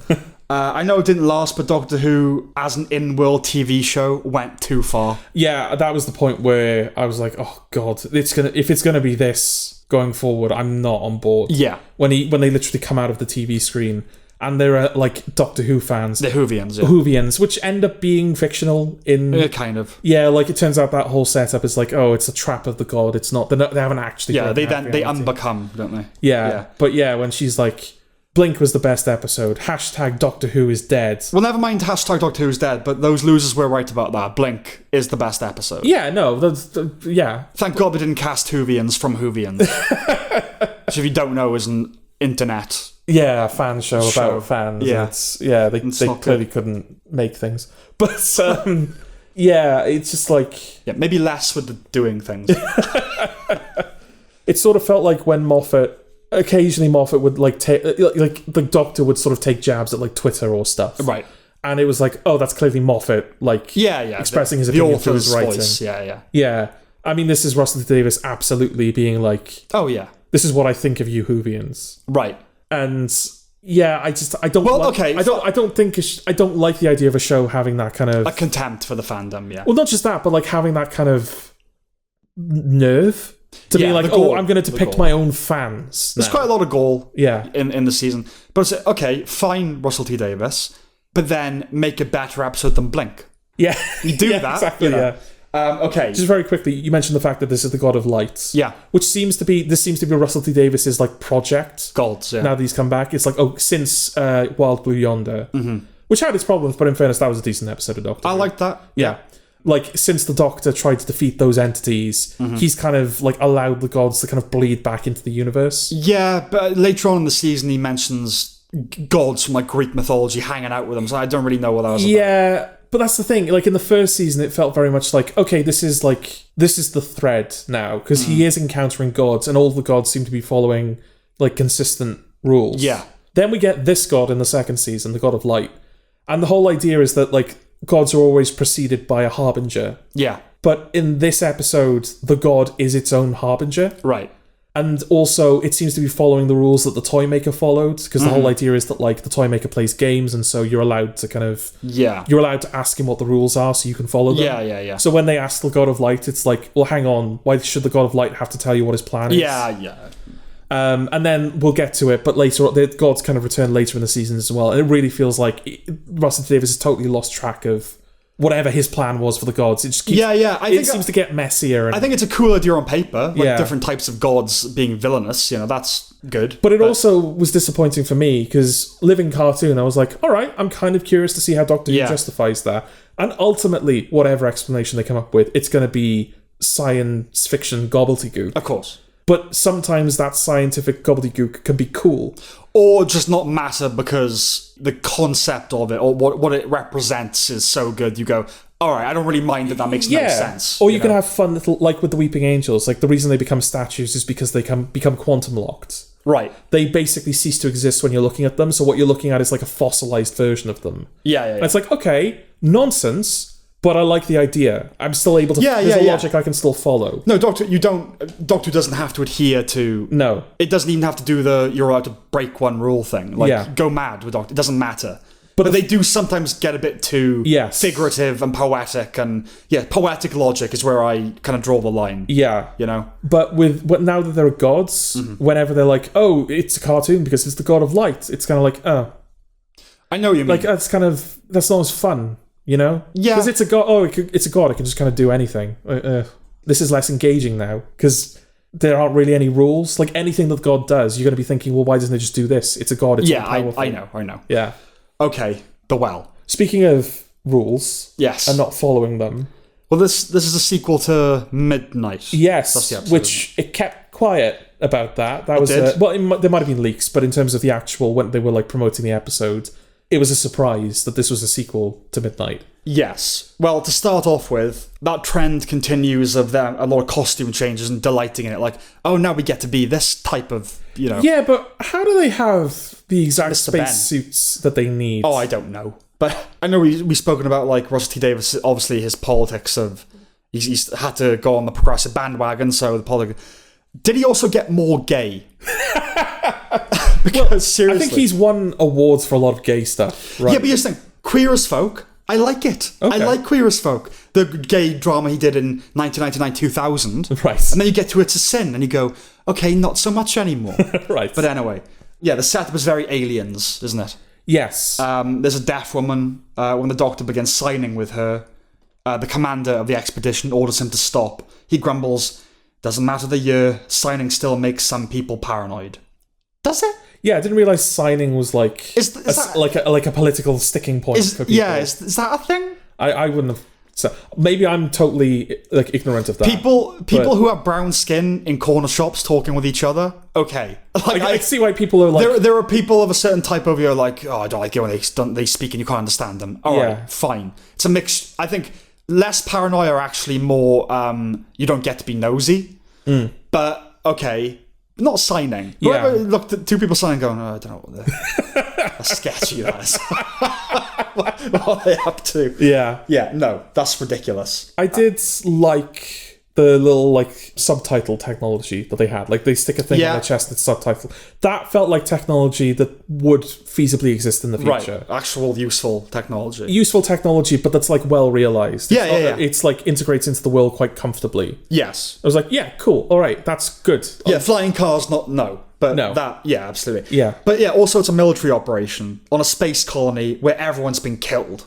So, yeah, no secret conversations. No. That's legitimate, It's weird, like, it really does feel like Russell T Davies, in a way, has just kind of written the first season again. Because you've got, like, the first episode, it's the introduction of the companion, but it's also this weird, like, out-of-space story. Mm-hmm. Then you got the second episode, where they have an encounter with a god in the past. Mm-hmm. The third episode is the horror episode. Or, like, I guess Boom wasn't the horror specifically, but it was like... Yeah. They're trapped in this place, and, it's kind of like a little bottle episode. Yeah. The fourth episode, which we'll get to, is a Ruby Sunday solo episode.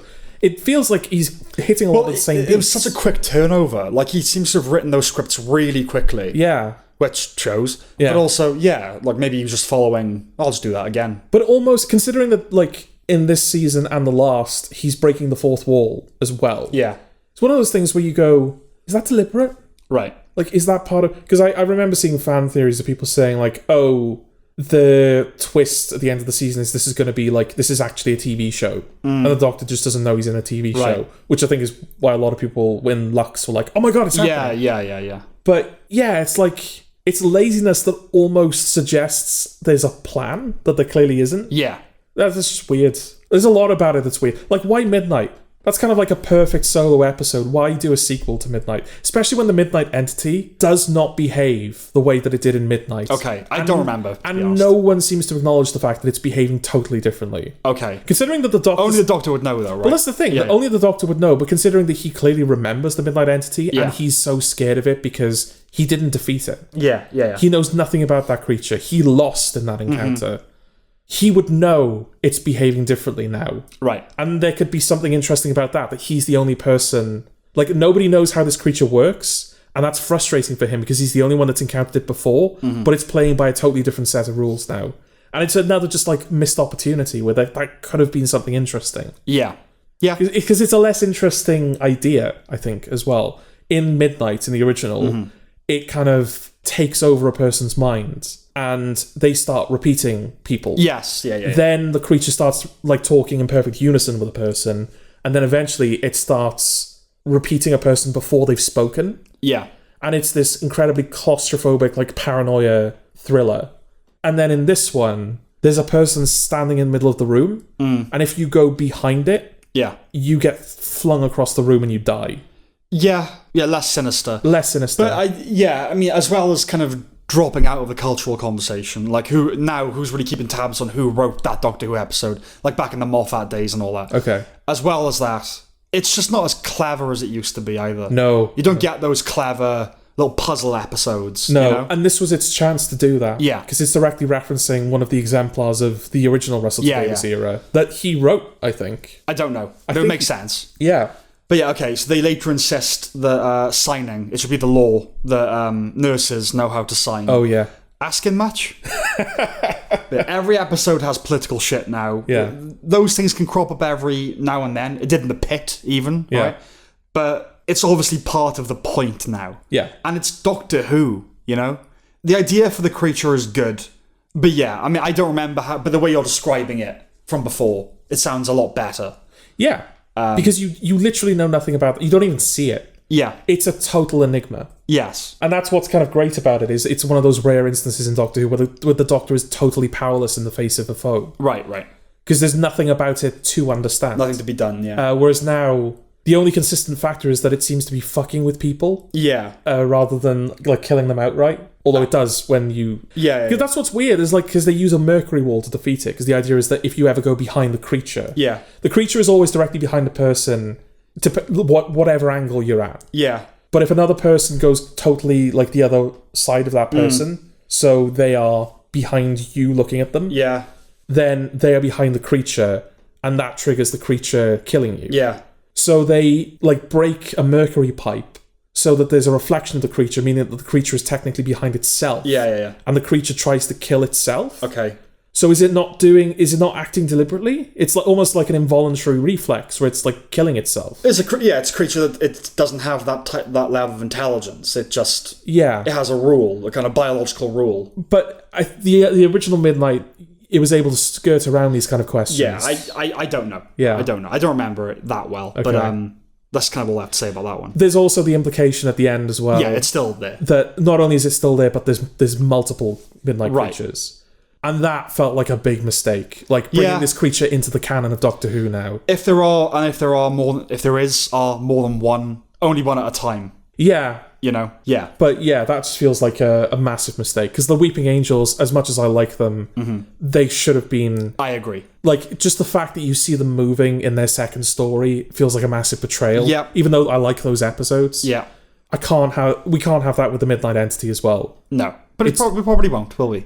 No, we probably won't, yeah. Okay, so Lucky Day. Yeah. Good to see Millie Gibson again. Yep. She says to her new boyf, "You're nice, you're lovely, and that's what I need right now."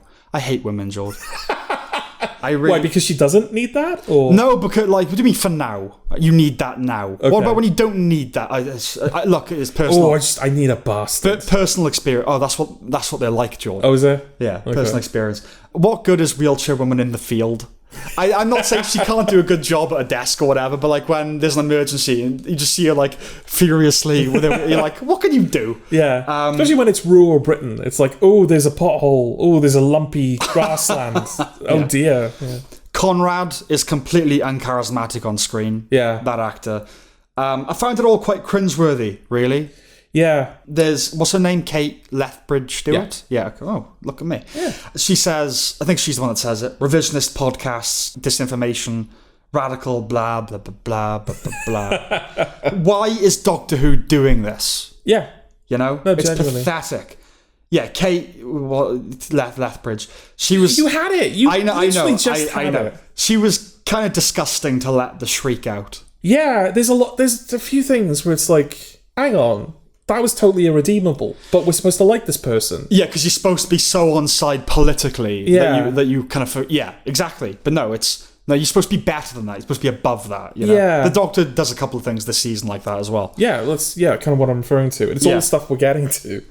But, yeah. This episode, it's a weird one because the first half, it was shaping up to be something that, like, I think I could have been on board with. Yeah. I wasn't, like, actively enjoying it, but I was seeing what I thought it was doing and going, yeah, okay, we need an episode like this. A post-companion traveling with a doctor story. Right. Yeah. Where we're seeing the kind of... I think post-traumatic stress is probably like an extreme way of putting it. Yeah. But just like the fact that they're having to live a normal life. Yeah, what happens now? What's how do you fallout of it? How do you live a normal life after you've travelled the universe? Yes. And the fact that she's trying to... tell that to Caleb. Yeah, exactly, yeah. But the fact that she's trying to live a normal life, but she ends up in a relationship with a guy that encountered the Doctor when he was a child. Yeah. And is constantly trying to live up to the mantle of, like, what would the Doctor do? Mm-hmm. That's a dramatically interesting story. Yeah. And then all of a sudden, he's a podcaster who, like, thinks that UNIT is bollocks and the Doctor is a lie. Yeah, he's also a bad podcaster. He's also a bad podcaster. The first thing we see, or one of the first things, he says, it takes us into the credits, doesn't it? Yeah. He's like, and our guest, please tell everyone who you are. It's like, oh, hello, I'm Ruby Sunday, and blah, blah, blah. That's not what a host does. No, but you announce the guest. No, but that was his fake podcast. Because that's the episode never talks about that. The podcast that he runs, it's this conspiracy, like... Yes. Oh, yeah, units are a lie, and we've got all of these, like, paid followers. Truther. Yeah. And I'm this truther, this red pill. Red pill? Yeah. Red pillar.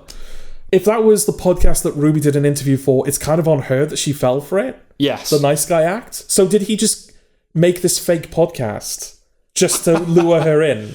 Yeah. Like, they kind of skirt over a lot of little details. They do. Yeah. But yeah, the Doctor squares up to him, the villain, Yeah. announcing... Right, this is the exact quote. Okay. I am fighting a battle on behalf of everyday people who just want to get through their day and feel safe and warm and fed. And then along comes this noise, all day long, this relentless noise. Cowards like you, weaponizing lies, taking people's insecurity and fear and making it currency. You're exhausting. You stamp on the truth, choke our bandwidth, and shred our patience because the only strategy you have is to wear us down. Now, plenty of right-wing trolls that... conform to that. Yeah. They just don't hear it, do they? These people, they just don't. Whatever, all of that can apply to both sides, but the wearing us down? Come on. Jesus Christ. Yeah. So yeah, that was annoying. And then what the Doctor says to him about the future. He said you're going to have a miserable life, you're going to die alone, all that. That's not the Doctor. No. That's not the Doctor. This is the guy that, like, in Peter Capaldi's final season, he's keeping the Master... in a prison, basically, trying to reform her. Yeah, the Doctor is supposed to be someone who's truly philanthropic. Yeah, like, and totally empathetic. Will always try and, like... Superman. Yeah. Yeah. Will always try and see the best in a person and always give them a chance. Right. Yeah, absolutely. Yeah. But yeah, between him and Kate, there's a venom in this episode. Yeah. A political one that overwhelms the character. It's almost as if the writer is putting the politics before the stories and the characters. Absolutely. Yeah. I hated this episode. Which actually isn't that much of a surprise, because at the time I remember watching it, like what it eventually became, and thinking, this feels like a Chibnall episode. Right. And it's not Chris Chibnall, but the guy that wrote it, whose name I clearly haven't thought important enough to keep to memory, he wrote 2 Chibnall episodes, them being Kaboom and Praxius. One of them is a pro-Amazon story. Pro-Amazon? Well, that's the thing. It's supposed to be like, oh, it's kind of terrible that Amazon are so big and they don't treat their workers very well. But then it ends up like siding with... like halfway through, this like terrorist comes into the picture, and the Doctor ends up siding with Amazon, where she's like, oh, it's the people, it's not the system that's the problem, it's the people. And it's like, oh, okay, this went in a totally different direction. It's supposed to be the other thing. Yeah, exactly. Okay. It's like, shit, okay, that was weird. And then the Praxis episode is like an anti-plastic episode. Oh, right. Plastics and... in microplastics and all that shit. Okay. And both of those episodes have that textbook Chibnall, I'm explaining the message to you. So it made total sense that this felt the way it did. Yeah. That's it for that one, right? Yeah, very bad episode. Very Didn't bad. like it at all. The story and the engine. Well, I'll say this was my favourite episode of the season. Shit, really? Yeah. Wow, okay. Definitely improvement over the last one. The writer for this episode is a Nigerian-British poet. He wrote a play set in black barbershops. Okay. For which he recorded hundreds of hours of conversations. So it does feel a little like going back to the well. As it were. As it were. What does that mean? Episode 3 was called The Well. Oh, is it? I thought you were talking about African wells. Oh, shit. That's not what I meant at all. Okay. Yeah, this is an Afrofuturism type deal. Okay. The TARDIS lands in Nigeria because it has the largest technology market in Africa. Yeah, but of all the people that live in my house, I have the largest penis. You know? I did a little Googling. Nigeria does indeed have the biggest ICT... I haven't used that phrase in a while as well. ICT sector in Africa, mostly BPOs, which is business process outsourcing. Okay. In other words, call centers. Okay. It's not Silicon Valley. You know? It's not, I'm going to use all the power of this technology to triangulate my space device to get us home. But whatever. It's Afrofuturism. It's Black Panther. Fine. Okay. contrary to the episode's claims, he's not the first Black Doctor, right? Yeah, that was bizarre. Like, I actively went back to make sure that I had that right, because he does say this is the first time I've been in a black body. Was it this black body? Because I could see people going, oh, he said this black body is in, like, Shooty's body. Right. But it definitely felt like he was going... Because the point he makes afterwards, he's like, I've never been black before, and therefore there are now places that I no longer fit in. Right. Does the Doctor have any choice over what he becomes? I feel like the show has changed its mind on this before. I think before it was totally involuntary. Now there's this sense that his subconscious is kind of choosing the faces to make a point to him or something. Because it's like, if there are places you can't go, you're not maximising efficiency there, are you? No. I'm just saying, like, I'm not... If that's the point, like, oh, I want to be able to go to as many places as possible, why would you make yourself something that a lot of places isn't looked upon favourably? Yeah, and of course the response to that is like, well, that shouldn't be the case. It's like, that shouldn't be the case. Shouldn't be the case. But then why are you doing? What are you making that point for? Yeah, exactly, yeah. You know? Because, yeah, the whole point is like, oh, there are so many places that I don't belong now. But there's this one barbershop in Nigeria. I like the guy that's there, and I totally belong. Yeah, a lot of stuff seems to have happened to that Doctor that I don't know when or how or why. But we will... Are we saving it for the final episode? We'll save it, yeah. Okay. But he should choose a problem-free visage. Yeah. You know? Anyway. But yeah, because he says this barbershop is a second home for him. When? Yeah, it would be nice to see that episode. Yeah. Just wait till he finds the car wash at the car wash, yeah. Okay. The episode offers an explanation as to why black people are always late. And offers a fantastical context for why black people in barbershops are gabby. Okay. I thought Varada Setu, Belinda. Okay. I thought she looked hot in this episode, which was novel, because I usually don't. Okay, like, yeah, 5 episodos in, it's taken you to... I think it's what she's wearing in her hair. A black child is referred to as spooky. Between that and Shine, I know it's not an actual issue, it's just a fun thing happening in my brain. Okay. I saw the Anansi reveal coming, the trickster spider god in African mythology. Though I don't think a troll on the web was the analogy they wanted. Yeah, that felt like they brought the writer in to do the barbershop stuff. Yeah. And so when he had to do the sci-fi stuff on top of that, he just kind of went, oh, okay. All that's doing is they're demonstrating an awareness of the homonymic properties of web. That's all that is. That's the poetic logic thing, you know? Yeah. But yeah, doing gods. And this episode reveals that Bastet and Dionysus, amongst others, are real. Not convinced of... they just kind of threw that in. That Venn diagram. Yeah. I didn't hate the central idea of the episode, constructing the spaces for stories. I liked that. It's just a bit too nebulous and weird and metaphorical for the target audience. Yeah, it didn't feel... Like as we've said multiple times, Doctor Who can sort of do whatever it wants. It's one of the rare shows that can. Yeah.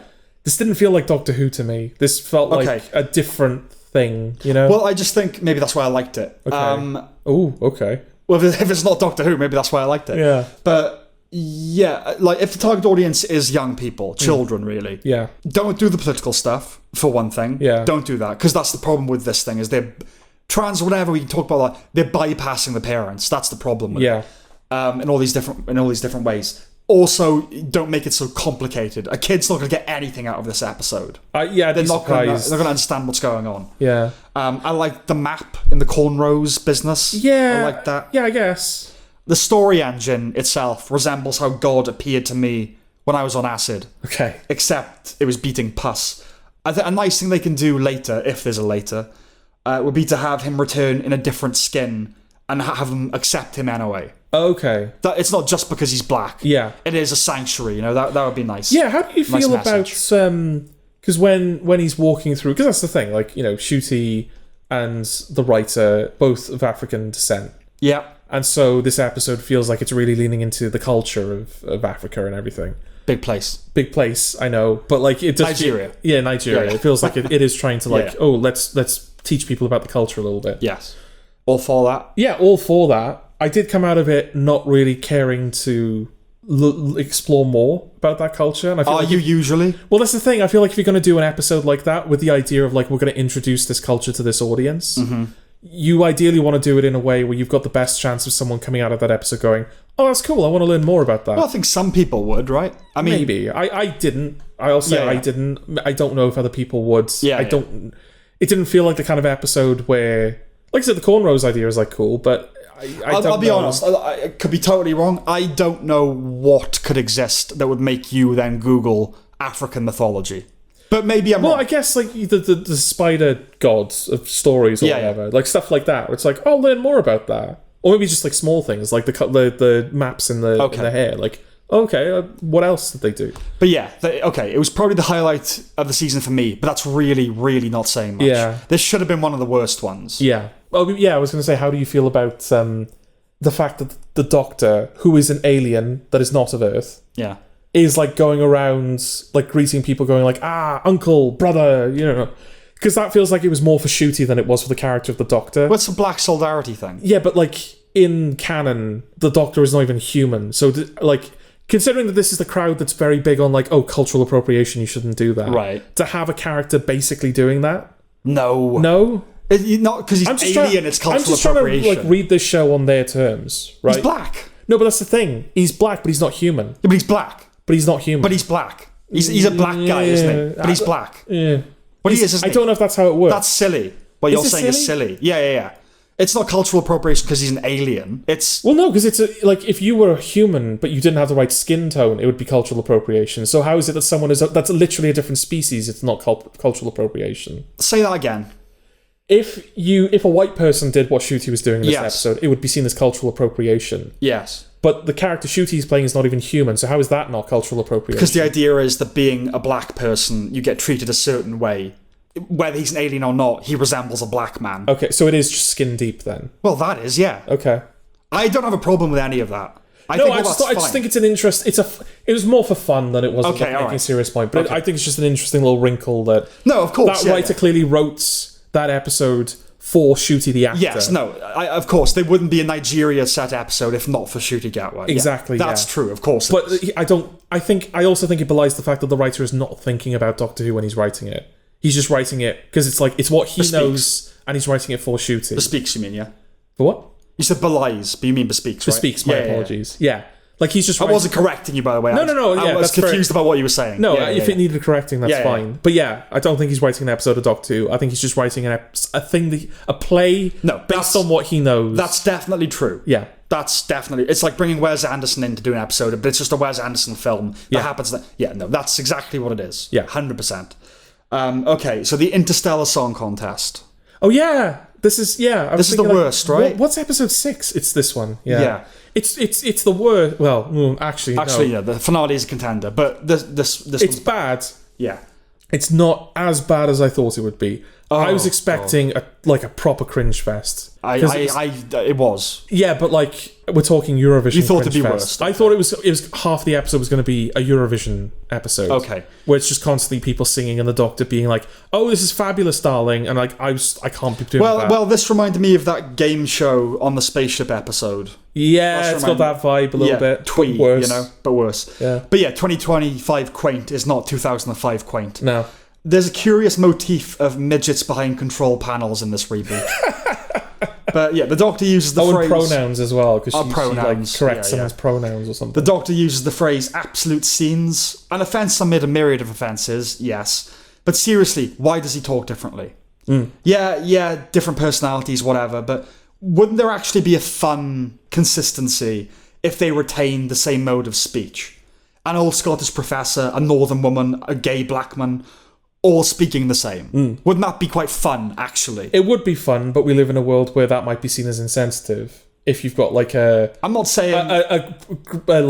old curmudgeon speaking like a young black person, or, you know... Well, I'm not saying like, whatever, look at all those darkies. I don't mean it like that. No, I just mean, yeah. Like, they have the same catchphrase even, or whatever. You know, something. Yeah. But yeah, fucking Eurovision. Yeah. I did like the shot of everyone rising into space from a distance. Yeah, that was pretty cool. Yeah, that was rapture-y. I like that. Yeah. How the fuck did he unfreeze? Yeah, that's a big problem. I mean, Star Wars did the same thing, but this is everyone complained about it when Star Wars did it, so why did you think it was okay to do it with Doctor Who? Especially since that literally goes nowhere, because he sees his granddaughter. Yeah. The actual actress that played his granddaughter in the 60s, he has like flashes of her. Right. And that, unfreezes him in the cold depths of space. Again, poetic logic. It warmed him, but it doesn't literally. But like, if the whole idea is that that's introducing if that's bringing the granddaughter into the fray, so it's in time for whatever they plan to do with her in the finale. Yeah. Okay, better ways of doing it, but okay. Mm-hmm. But it literally goes nowhere. I don't think she ever comes back into it. She's certainly not a part of the finale. Yeah. So why would you bring that? Why would you bring back someone from that point in the show? Someone that's like quite late on in their life. If you're not literally not going to do anything with them. Maybe the thought was for future seasons. Who knows? Right. But yeah, using the confetti cannon is, yes, very gay. And that's pointed out if the notion escaped you. Yes. I've said it before, pronouns wouldn't be a thing in any galactic civilization because any civilization concerning itself with that tripe would not survive. I knew the Hellions would end up being misunderstood with a vaguely righteous cause. Okay. Because it's Russell T Davies now. Right. The poppies suggested an Afghanistan allegory, but happily there was no obvious contemporary analogue for Helia. Yeah. Thank God. It wasn't Palestine or anything like that. Oh no, please don't. Not that. But it doesn't. The end of the ep introduces, what's her face? A Time Lady. Oh, the Rani. The Rani. So a Time Lord and a Time Lady. So things were binary on Gallifrey. Who knows? Who knows? I actually think this is one of those cases where I would support Time Lord being applied to all of them. Time Lady is silly. Yeah, especially if they can just flip genders. Exactly. But I've seen things where like military, or maybe, I don't know if Battlestar Galactica does it, but I think where like female superior officers get called Sir as well. Like they're also. I'm fine. I'm actually fine with that. I think that's okay. And yeah, Time Lord. All of you can be Time Lords. We don't have to do the, Yeah. That's all I have to say about that episode. Yeah, I think it was written by a young adult writer. Oh, that would make sense. Which makes perfect sense. Yeah, not just in terms of like what the episode concerns itself with, in terms of like what it's depicting, but just the quality of the writing. Yeah. It feels like it's trying to pitch to a younger... Absolute scenes. Yeah. People fucking speak like that. So, I'll be honest, there's something you've started saying that I don't like. Oh, really? Yeah. You decided this was the time it's not that was on topic.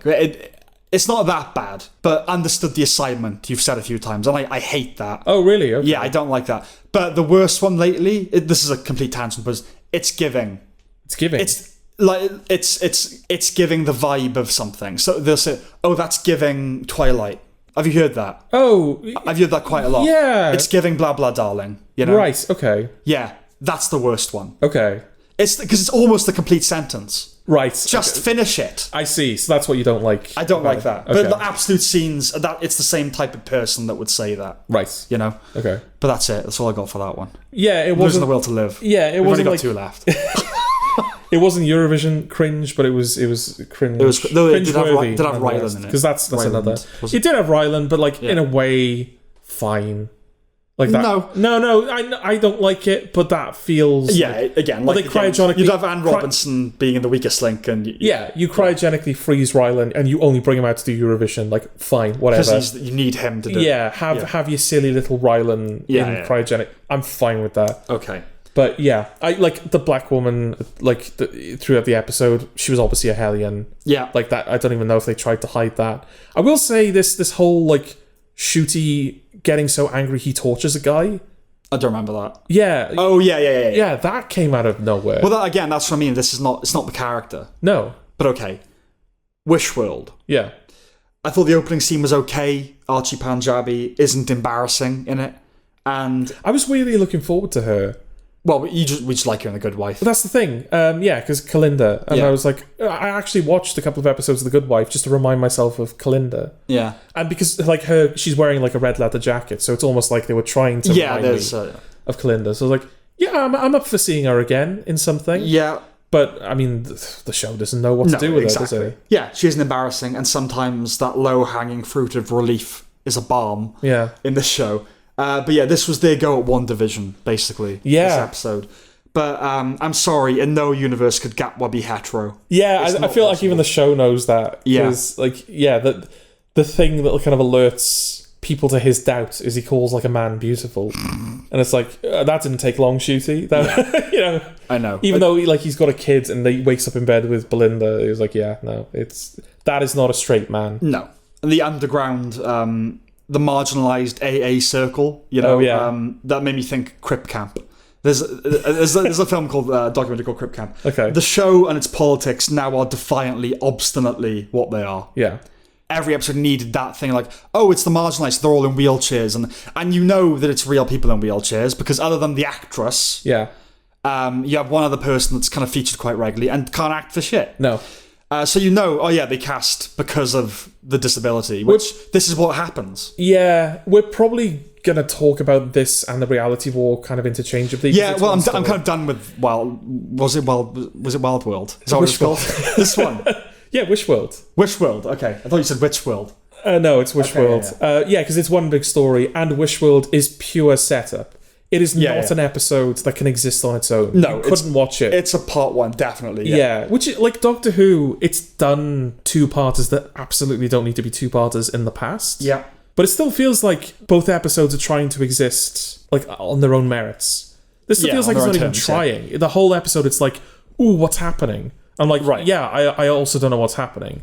And then at the end, it's like, ooh, this is happening. It's like, okay, what's going to happen? Oh, you have to wait till next episode. Well, great, okay. Well, let's go to the next one then. Yeah. The reality war. Yeah. I have, and to be fair, I didn't watch this and make notes at the same time, so that's a factor, because usually I have it open side by side. Yeah. I watched it with you.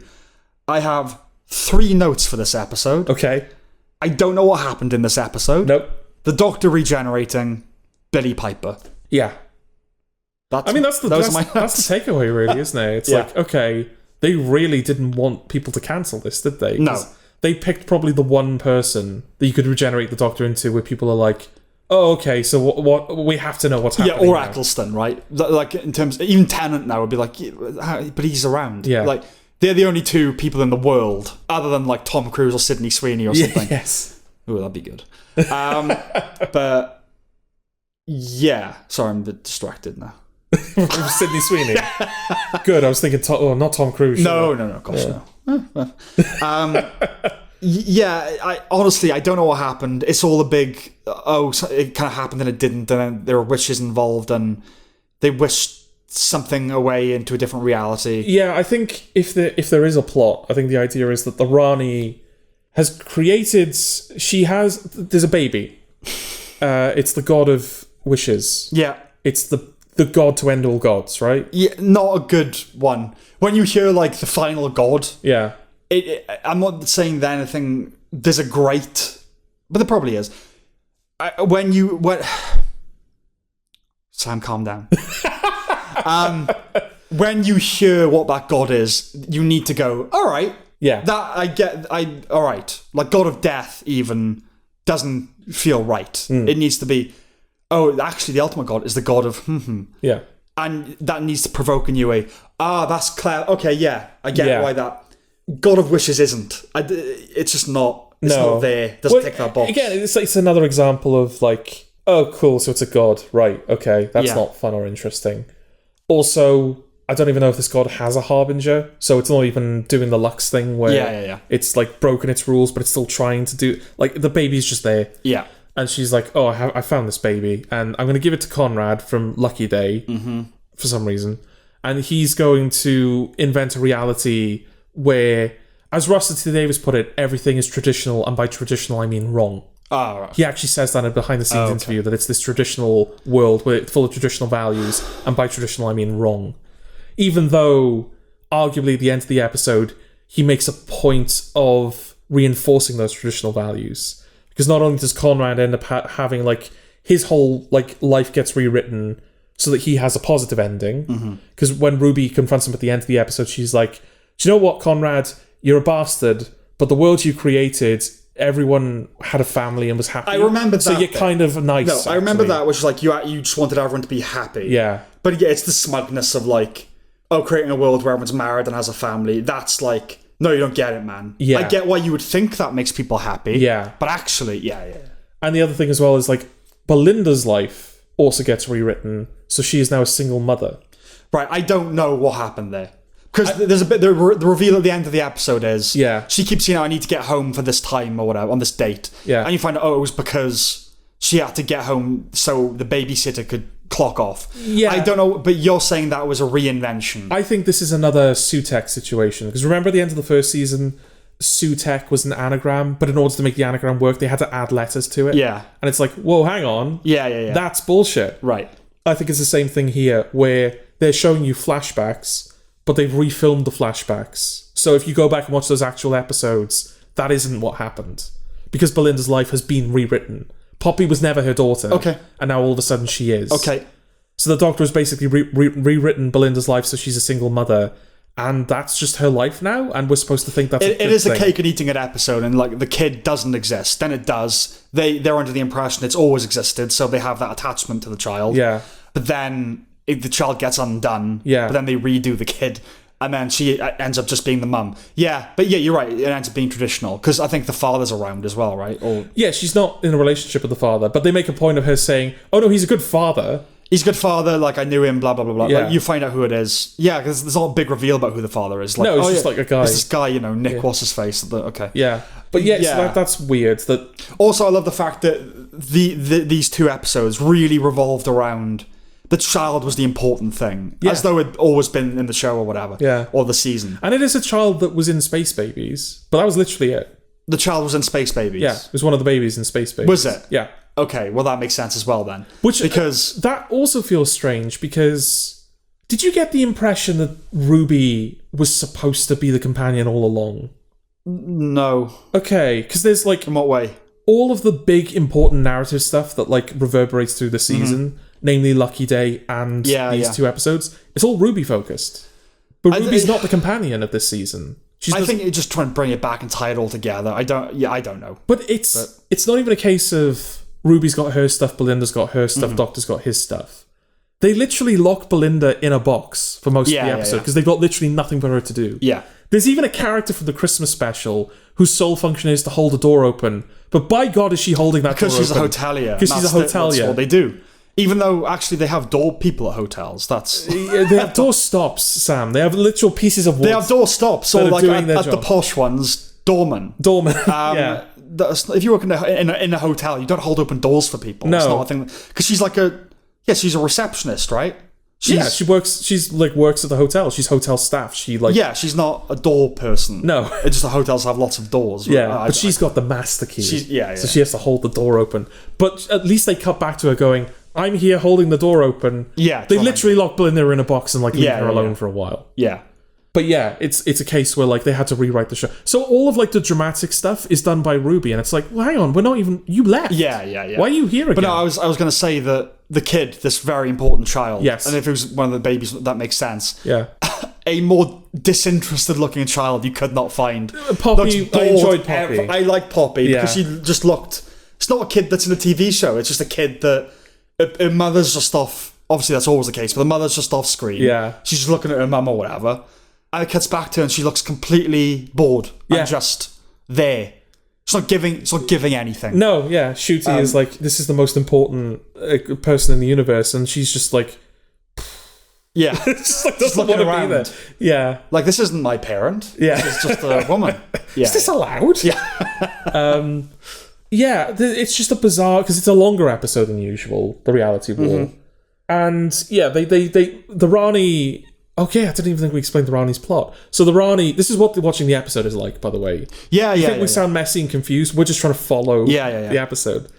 Yeah, she Conrad creates this wish world. The idea being that even though in the world there is a literal thought police which stop you from doubting it, the Rani actually wants people to doubt it because the doubt will crack open reality, and Omega, who's the original Time Lord, will be able to climb through from the Underverse. Yeah. And it turns out Omega is just this big skeleton thing. Yeah, an evil looking thing. Yeah. Immediately eats the Rani. Yeah. We should say as well that Mrs. Flood, who's the character that's been breaking the fourth wall and who has appeared in every episode and who was Ruby's neighbour in the first season, it turns out she's the Rani. Yeah, they bifurcate. They bigenerate. And sort of Archie Punjabi comes out of her. And there's two of them. And Mrs. Flood immediately becomes the servant. Yeah. And then as soon as Archie Punjabi gets eaten, Mrs. Flood just fucks off. And it's the Rani, that's it then. Yeah. Russell Davis, incidentally, he said that he didn't know what the plan was for Mrs. Flood when they started writing her. Okay. All the fourth wall breaking she does, that was with the hope that they'll come up with a reason for it later. I don't have a problem with that. No, that's what I was going to say. There are instances where that absolutely works. Yeah. You can make that work. Yep. Breaking Bad is the example you always come up with, right? That and The Pit now, yeah. Yeah, and The Pit, which is they write things, it's we'll figure it out. We have enough confidence in ourselves that we'll figure it out later, and they always do. Yeah. Russell T Davies didn't. He did not. Because now I'm looking back at it going, well, if she's just a time lady, how is she like breaking the fourth wall and shit? Oh, I don't know. But like, know. Russell T Davies, do you want us to think about the show or not? Like, what do you want from us? Yeah.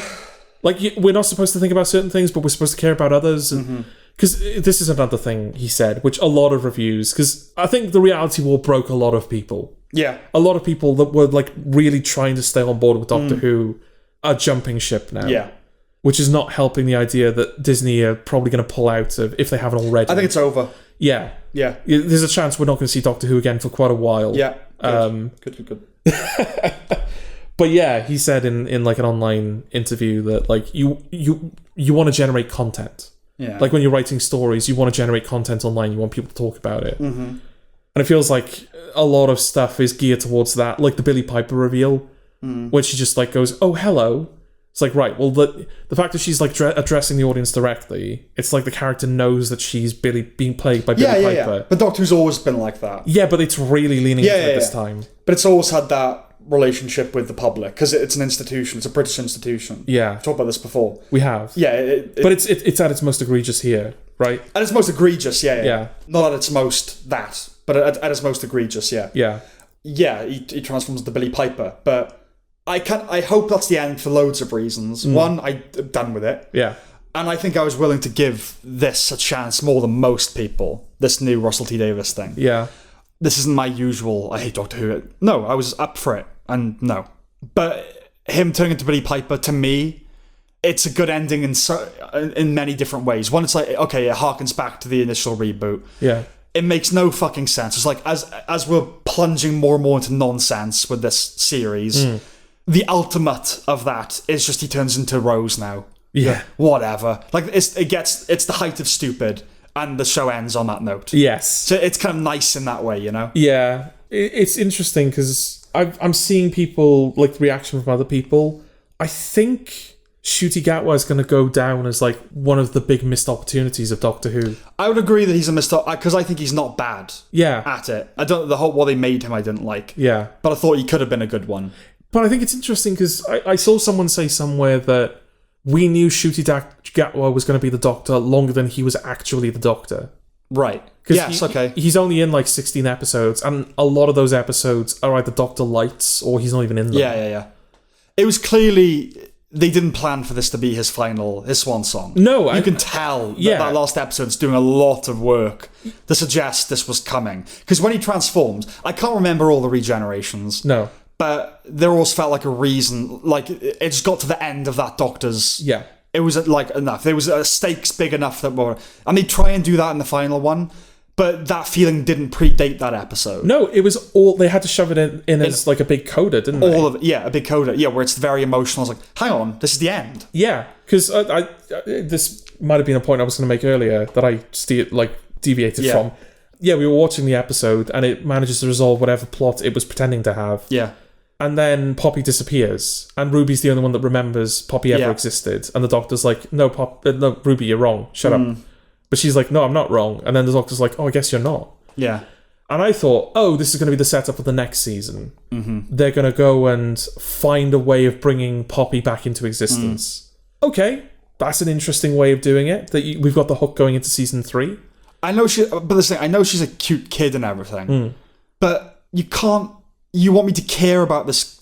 She just came into it. Yeah, all of these like moments where Ncuti, like the hotel woman says to Ncuti, but she's not actually your daughter. She's like a product of the wish, and he just goes, "How dare you?" It's like, no, she is not real. The treatment of Gatwa and Poppy in those final episodes is not dissimilar to Mission Impossible. Okay. In that all of a sudden it's like they're the most important, so important, crucial. Yeah. He's really gonna sacrifice himself for this, and like when that happened, okay. Yeah. And then he just goes, So the end, like 40 minutes or whatever it is, 30 minutes. Yeah. It's resolving that, like this person blips out of existence, and it's them resolving that. It's like, well, hang on. Yeah, the first half is the Ronnie, which clearly that was the episode, wasn't it? And then they had to do last minute scrambling. So, okay, we'll make that half the episode. Yeah, you've bolted a whole other episode, potentially a whole season, onto the end of this episode. Right. Yeah. They're doing a cartoon now, aren't they? Sorry are about they? it going away. They're doing a cartoon Doctor Who on CBeebies, I think. Oh, right. I know For- that they're doing the Unit spin-off. They're doing that as well. What's his name? Something Tovey? Is it Tovey? Something Toby. Russell Tovey? Is that a person? Tovey. Tovey. Is that what I said? You said Toby. Tovey. Tovey, yeah. Yeah. Russell Tovey. Okay, yeah. Is that the person I'm thinking of, first of all? It is. Yeah. Yeah. Yeah, he's doing like a spin-off, a Doctor Who spin-off. Okay. But not as the character he was originally, I don't think. Okay. But yeah. Didn't he play football with James Corden? No, he was on the Titanic in space with No, Kylie Minogue. James Corden played it with the Doctor, didn't he? Yes, he did. Why did I imagine? Maybe Gavin Stacey, I don't know. Okay. But, okay. What? I'm just lost now. Yeah, they're doing a spin-off. Oh, you're doing this? Yes, doing a spin-off. But otherwise, that might be it. Yeah. that's On the probably unit it. thing. But yes, Shooty. Yeah. Just to wrap that point up. It's interesting because, yeah, Shooty Gat was done 16 episodes, which is only like 3 episodes more than Eccleston. Mm-hmm. And I've just seen a lot of people going, well, I don't even know who Shooty is yet. It doesn't feel like they ever got going with that character, with that version of the Doctor. Mm-hmm. He had a type, but he didn't have a story. No, he didn't. I knew who he was. He was gay best friend. That's Yeah. all that. But I wasn't like, but what's his trauma? Yeah, exactly. Yeah. Because in the last episode, the last story, the Interstellar Song Contest, that moment where he's torturing the guy, and that feels like it just comes out of fucking nowhere. Yeah. I'm just thinking, Christopher Eccleston, Dalek. Remember in Dalek where Christopher Eccleston basically became the bad guy? Where he's trying to kill that Dalek, but Rose has like infected it with empathy. Yeah. And at the end, she's like, this Dalek just wants sunlight. Look at you, Doctor. What the fuck are you doing? You're trying to kill it? Yeah. That was his 6th episode. Right. Because I've seen a lot of people saying like, oh, the 8 episode seasons are far too short for Doctor Who. There's no way they could have done a proper character in that time. Okay. You can do it. Of course you can. They did it. You can do it in an episode. They can do it in an episode, but they just never, yeah. In a way, yeah, I kind of feel bad for Shooty. Because especially if they filmed these 2 seasons basically back to back, but Disney weren't renewing it, so that the BBC refused to make more. So he potentially had to like ignore all of these job offers for a show he didn't even know he was going to continue to do. He'll be fine. He'll be fine, but I do think, yeah, they did kind of waste him, and I do feel bad for him a little bit. They did. Yeah, the show had its shot. Yeah. But it wasn't being all it could be. No. It had its chin out to its fans. Yeah. In more than one way. And it was rabidly woke. Yes. It's time for it to be old yellowed. It really is. It's time for it to go. Give it 10 years. At least. Especially since, like, in this episode, the big rabbit that it pulled out of the hat for Shooty's, what ended up being Shooty's final episode was he gets a scene with Jodie Whittaker. Oh, yeah. I forgot about that. Yeah, and it's like... Yeah, you're all right. Yeah. It's like, oh, okay, this is the big nostalgic Doctor Who tour we're doing. It's like they just don't... I think they think any criticism of all that is just bigotry. And like, well, we're not going to kowtow to that. Yeah. People actually do like it. It's just all these right-wing trolls, you know, that wear us down. All the noise they make. No, honestly, on proper good terms, people don't like Jodie Whittaker. Yeah. They just don't. I'm done talking about it. Yeah, and... Hopefully we'll never, ever have to talk about it again. Hopefully... Touch wood. We'll never have to talk about it even I'm again. saying that. Started this review by saying, I grew up with Doctor Who. It's nice that we got to watch it together. Yeah. But let's not do it for a while, shall we? Yeah. Also, lowest viewing figures ever, I think, at this point for Doctor Who. Is it? Yeah, so... It's over. Yeah. Considering that, like, Shooty, like, when they announced him, and he was like, oh yeah, all those bigoted people, they can just go outside and touch grass. And they did. The show lost, like, basically all of its audience towards the end. On that note, yes. see you next time. Bye. Bye.